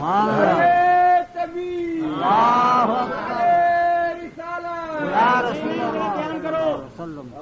ادھر میری طرف دیکھو. ہمارے پاس آ کر اللہ کی شہادت دی اور ہمارے اعمال کا مشاہدہ فرما رہے. حضور ساری امت کو دیکھتے، ساری امت کے حالات کو دیکھتے. ہم سب کے اندرونی بیرونی ظاہر باطن کو سرکار نور نبوت سے دیکھ رہے. کوئی چیز حضور سے پوشیدہ نہیں. میں کہتا ہوں ڈاکٹر اقبال بھی خوب. ڈاکٹر اقبال ایک شعر کہتے ہیں، فرماتے ہیں اے فروغت صبح آثار و ظہور، اور چشمے تو بینندائے ما فی الصدور. ڈاکٹر اقبال سنی کہتے ہیں اے فروغت صبح آثار و ظہور، یا رسول اللہ آپ کا ظہور ایسا ہے جیسے سورج کا طلوع ہونا. سبحان اللہ. سورج طلوع ہوا، تاریکیاں دور ہو گئیں، آپ کے تشریف لانے سے کفر و شرک کی ظلمتیں کافور ہو گئیں. اور آگے کیا کہتے ہیں، چشمے تو بینندائے ما فی الصدور، جو کچھ ہمارے سینوں میں ہے یا رسول اللہ آپ کی آنکھ دیکھ رہی. آپ کہیں گے ڈاکٹر اقبال کوئی امام تھوڑے ہیں، کوئی مجتہد تھوڑے ہیں. شاہ عبدالعزیز محدث دہلوی رحمت اللہ علیہ کی تفسیر عزیزی پڑھ کر دیکھیں. وَيَكُونَ الرَّسُولُ عَلَيْكُمْ شَهِيدًا کے تحت لکھتے ہیں کہ نبی کریم ساری امت کے ایک ایک شخص کے ظاہری باطنی حالات کو دیکھ رہے. میں کہتا ہوں چلو شاہ عبدالعزیز صاحب بھی بڑے بزرگ تھے، مولوی شبیر احمد دا صاحب عثمانی جو علماء دیوبند میں بڑا مقام رکھتے ہیں، ان کی تفسیر دیکھ لو. اسی وَيَكُونَ الرَّسُولُ علیکم شہیدہ کے تحت لکھتے ہیں نبی کریم جو اپنے امتیوں کے حالات سے پورے واقف ہیں. سبحان اللہ. ساری امتی جتنے امتی ہیں سب کے حالات سے حضور پورے واقف ہیں. تو ذرا بات کرنے لگا ہوں، ذرا غور سے سن. ہمارے پاس آ کر نبی کریم نے اللہ کی شہادت دی اور اللہ کی بارگاہ میں جا کر ہمارے احوال کی شہادت دی. ہمارے پاس اللہ کے شاہد بن کر آئے، اللہ کی بارگاہ میں ہمارے شاہد بن کر آئیں گے تو وہ ہمارے بھی شاہد، اللہ کے بھی شاہد. اللہ نے آپ کو بھیجا اس حال میں کہ جو کچھ ہو رہا تھا سرکار مشاہدہ فرماتے ہوئے آئے اور مشاہدہ فرما رہے ہیں اور قیامت تک فرماتے رہے. نہیں مانتے ہو منوا کے چھوڑوں گا ابھی اور آگے انشاءاللہ. یہ قرآن شریف کا واقعہ ہے جو میں آپ کو سنانے لگا ہوں. تمام تفسیروں میں ملے گا، تمام مولویوں نے لکھا قیامت کے دن اللہ سارے نبیوں کو جمع کرے گا. یوم یجمع اللہ الرسل، قیامت کے دن اللہ سارے رسولوں کو جمع کرے گا. فیقول ماذا اجبتم، تو اللہ فرمائے گا نبی و رسولوں بتاؤ تمہیں کیا جواب ملا. جب تم نے رسالت کے فرائض انجام دیے، ہمارے پیغامات لوگوں تک پہنچائے تو تمہیں کیا جواب ملا. تو نبی کہیں گے کہ اے مولا کریم تو عالم الغیب ہے، تو خوب جانتا ہے، تجھ سے کوئی چیز پوشیدہ نہیں. مگر اللہ فرمائے گا نہیں، یہ عدالت کی کارروائی ہے، یہاں بیان دینے پڑیں گے. تو نبی کہیں گے یا اللہ ہم نے تیرے احکام ٹھیک ٹھیک لوگوں تک پہنچایا. اچھی نبیوں کا بیان ہوگا. اللہ فرمائے گا بھئی ان نبیوں کی امتوں کو حاضر کیا جائے، امتیں حاضر ہوں گی. اللہ فرمائے گا اے امتوں، اے قوموں، میرے ان نبیوں نے تمہارے پاس آ کر میرے احکامات اور میرے پیغامات تم تک پہنچائے. وہ قومیں انکار کر دیں یا اللہ یہ نبی کوئی ہمارے پاس نہیں ہے اور انہوں نے کوئی تیرا پیغام ہم تک نہیں پہنچا. امتیں انکار کر دیں. جب انکار کر دیں گی تو اللہ تعالیٰ نبیوں سے پوچھے گا. اللہ تعالیٰ سب کچھ جانتا ہے مگر اس نے عدالتی کارروائی کرنی ہے. اللہ فرمائے گا نبیوں یہ امتیں تو انکار کر رہی ہیں، تو تمہارے پاس کوئی گواہ ہے جو تمہارے حق میں گواہی دے کہ واقعی تم نے ان قوموں تک میرے پیغامات پہنچائے اور تم ان قوموں کے پاس گئے؟ تو کوئی گواہ پیش کر سکتے ہو؟ اے حضور کے غلاموں سنو اور اپنی قسمت پر فخر کرو.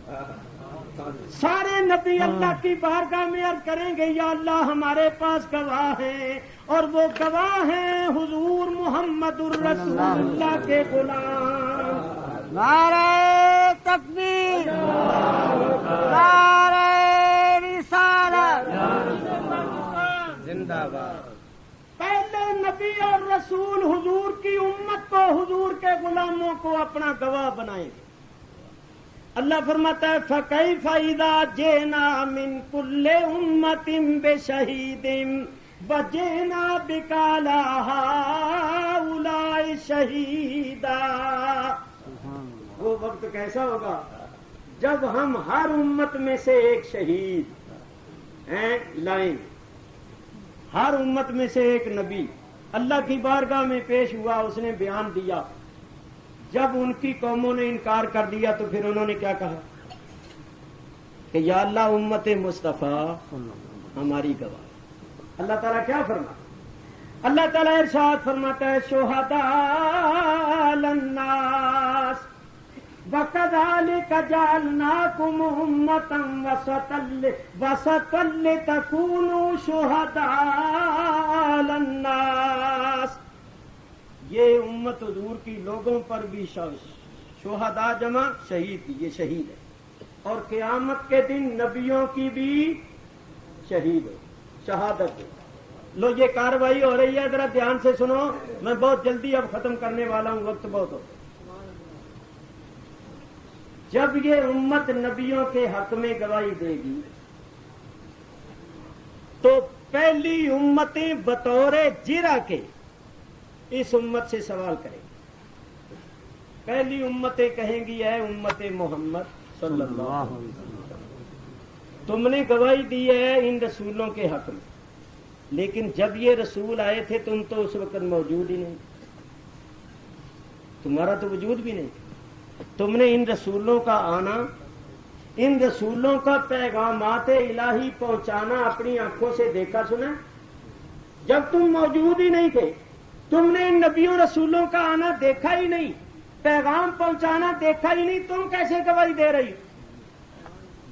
تو یہ امت مصطفیٰ کہے گی یا رب العالمین ان کا اعتراض ٹھیک ہے، ہم اس وقت نہیں تھے، ہم نے ان نبیوں کا آنا اور تیرے پیغامات پہنچانا دیکھا نہیں، مگر ہم گواہی دے رہے ہیں اپنے آقا و مولا حضرت محمد صلی اللہ علیہ وسلم سے سن کر. ہم نے اپنے نبی پاک سے سنا تو سن کر ہم گواہی دے رہے ہیں. ہماری گواہی ہمارے نبی پاک سے سن کر ہے، یعنی ہماری شہادت علی الشہادت. ہم نے اپنے نبی سے سنا تو ہم گواہی دے. اللہ تعالیٰ فرمائے گا کہ اب نبی کریم کو بلایا جائے. جس نبی سے سن کر یہ امت گواہی دے رہی اب اس کو بلائے. نبی کریم تشریف لے آئے. نبی کریم تشریف لا کر شہادت دے. اللہ فرماتا ہے وَجِئْنَا بِكَ عَلَىٰ هَٰؤُلَاءِ شَهِيدًا. اے میرے حبیب پہلے نبیوں پر بھی اور تیری امت کے گواہوں پر بھی ہم سب پر تجھے شہید بنائیں گے، پھر تجھے گواہ بنا۔ نبی کریم تشریف لا کر کہیں گے یا اللہ میری امت نے جو گواہی دی ہے وہ بالکل حق اور سچ، بلا شبہ یہ تیرے نبی آئے اور ان تیرے نبیوں نے ان قوموں تک ٹھیک ٹھیک تیرے احکام اور پیغامات پہنچا دیے۔ یہ جو قومیں امتیں انکار کر رہی ہیں یہ جھوٹ بول رہی ہیں، یہ غلط کہہ رہی ہیں اور تیرے نبی سچے۔ جب نبی کریم گواہی دیں گے تو نبی کریم کی گواہی پر کوئی شخص بھی اعتراض نہیں کرے گا، تو اللہ تعالی نبیوں کے حق میں فیصلہ دے دے۔ اب یہاں جو بات کرنی ہے وہ سمجھ، جس طرح پہلی امتوں نے حضور کی امت پر جرح کی تھی اس طرح نبی کریم پر بھی وہ جرح کر سکتے تھے یا نہیں؟ وہ یہ کہہ سکتے تھے کہ یا رسول اللہ جب یہ نبی آئے تھے اس وقت آپ تو تھے نہیں، آپ تو سارے نبیوں کے بعد آئے، آپ نے ان نبیوں کا آنا ان کا پیغامات پہنچانا تو دیکھا نہیں، آپ کیسے شہادت دے رہے ہیں؟ لیکن ان کو حضور کے خلاف بولنے کی جرأت نہیں ہوگی، کس لیے کہ قیامت کے دن سب مانیں گے کہ سرکار دو عالم شاہد تھے اور مشاہدہ فرماتے ہوئے تشریف لائے تھے، سرکار کے مشاہدے سے کوئی چیز بھی خارج نہیں۔ اللہ اکبر یا رسول اللہ۔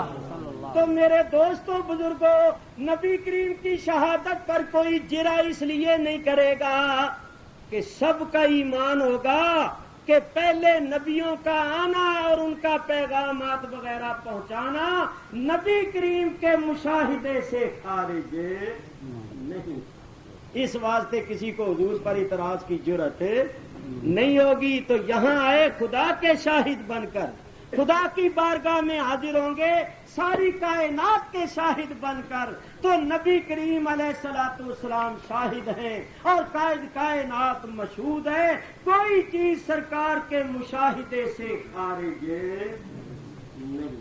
اللہ اکبر اللہ اکبر۔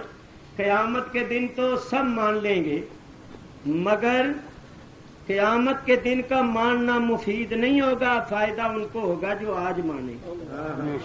اسی واسطے تو اعلیٰ حضرت فرماتے ہیں آج لے ان کی پناہ، آج مدد مانگ ان سے، آج لے ان کی پناہ، آج مدد مانگ ان سے، پھر نہ مانیں گے قیامت میں اگر مان گیا۔ آج مان جائیں تو بہتر ورنہ پھر نہ مانیں گے قیامت میں اگر مان گیا۔ آج مان، قیامت کے دن جو مانو گے آج مان، آج مانو گے تو فائدہ ہوگا، قیامت کے دن مانو گے تو فائدہ نہیں ہوگا۔ اور ماننا تم نے ہے، قیامت کو مانو، جو مان لو ہیں میاں، قیامت کو مانو گے تو کچھ فائدہ نہیں ہوگا۔ اب میں اپنے دوستوں کو خاص طور پر سنیوں کو ایک نصیحت کرتا ہوں، جب نبی کریم ہمارے احوال کو دیکھ رہے ہیں تو ہمیں یہ خیال کرنا چاہیے کہ جب ہم گناہ کرتے ہیں تو پھر نبی کریم دیکھتے ہیں تو آپ کو کتنی تکلیف ہوتی ہے؟ کیوں بھائی بیٹا گناہ کرے باپ دیکھے تو اس کو تکلیف نہیں ہوتی؟ تو ہم اگر گناہ کریں سرکار دیکھیں تو سرکار کو کتنی تکلیف ہوتی ہوگی؟ میرا امتی کیا کر رہا ہے، امتی ہوگے میرا اور حرکتیں کرے ایسی۔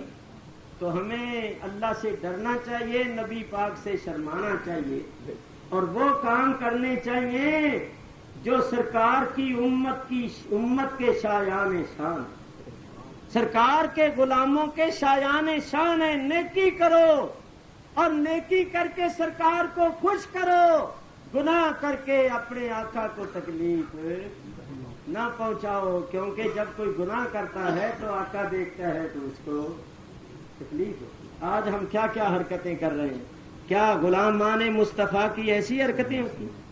ہمارے حضرت پیر و مرشد رحمت اللہ علیہ بہت بڑی سرکار، اور آپ کے پاس لوگ آتے، داڑیاں ان کی منڈی ہوتی ہیں، انگریزی فیشن ہوتا، تو آپ فرماتے نام کیا ہے؟ جی غلام رسول. تو آپ ایک تھوڑی کو پکڑ کر ہلاتے. غلام رسول کی شکل ایسی ہوتی ہے؟ ایک غلام رسول کی شکل ہے کہ ایک غلام انگریز کی شکل ہے؟ ہوگے غلام رسول اور شکل ایسی ہوگے تو غلام رسول بنو، رسول اللہ کی غلامی بادشاہی سے پیش. ہمارے حضرت فرمایا کرتے تھے سکھوں کو دیکھو، پاکستان بننے سے پہلے کی بات، ہمارے حضرت فرماتے تھے سکھوں کو دیکھو اپنے گرو سے کتنا پیار کرتے ہیں. سکھ بی اے ہوتا ہے، ایم اے ہوتا ہے، LLB ہوتا ہے، بیرسٹر ہوتا ہے، منسٹر ہوتا ہے، مگر اپنے گرو کے طریقے کو نہیں چھوڑتا. اور ہمارے لونڈے کالج کی 4 دیواری میں جاتے ہی کھڑے ہو کر موترنا شروع کر دیتے. ان پر بڑی جلدی فرنگی تہذیب کا اثر ہوتا ہے. یہ کیا بات؟ تو میرے عزیزوں اور میرے پیارے بزرگوں، دوستوں، اپنی اولادوں کو سمجھو، اور میرے بھائیوں سمجھو، اور میرے عزیزوں سمجھو، نبی کریم کے طریقے کو اختیار کرو، اور نبی کریم کا طریقہ اختیار کر کے اس طریقے کو دوسروں پر غالب کرنے کی کوشش کرو. دوسروں کے پیچھے نہ لگو، مقلد نہ بنو یہود و نصارہ کے، بلکہ قائد بنو اور ان کو اپنے پیچھے لگاؤ. نبی کریم کی تعلیمات پیش کرو، ہدایات پیش کرو، اسلام کی تعلیمات پیش کر کے ساری دنیا کو بتا دو کہ امن و سلامتی کے ڈنڈورے پیٹنے والوں، اس کائنات میں اگر صحیح معنوں میں امن قائم ہو سکتا ہے تو ہمارے نبی کی غلامی کرنے سے ہو سکتا ہے، ہمارے نبی کی تعلیمات پر عمل کرنے سے ہو سکتا ہے. تم نے جو قانون بنائے ہیں وہ برائی کو ختم کرنے والے نہیں، برائی کو بڑھانے والے. اگر برائی کو ختم کرنے والا کوئی قانون ہے تو وہ قانون ہے جو مصطفیٰ لے کر. تو یہ لوگوں کو بتاؤ، حضور کے غلام بن جاؤ، اپنی شکلوں صورتوں کو شریعت و سنت کے مطابق بناؤ، باقاعدہ نمازیں پڑھو اور لوگوں کو اسلام کا سبق دو، درس دو، خود اسلام کے احکام پر عمل کرو، دوسروں سے کرواؤ. دیکھو پھر ہمارا ملک سلامتی کی جنت بن جائے. اور یہ کشمیر کیا، تم حضور کے غلام بن جاؤ تو پھر دونوں جہان میں ہی تمہارا. ڈاکٹر اقبال نے اسی واسطے ہی تو کہا ہے کہ محمد سے وفا تو نے تو ہم تیرے ہیں، یہ جہاں چیز ہے کیا لوح و قلم تیرے. تو حضور کا غلام تو بن کے دیکھ، پھر ساری کائنات تیری غلام ہو جائے. تو میں بڑا خوش ہوا ہوں جلسے کا حسن انتظام دیکھ کر. اگر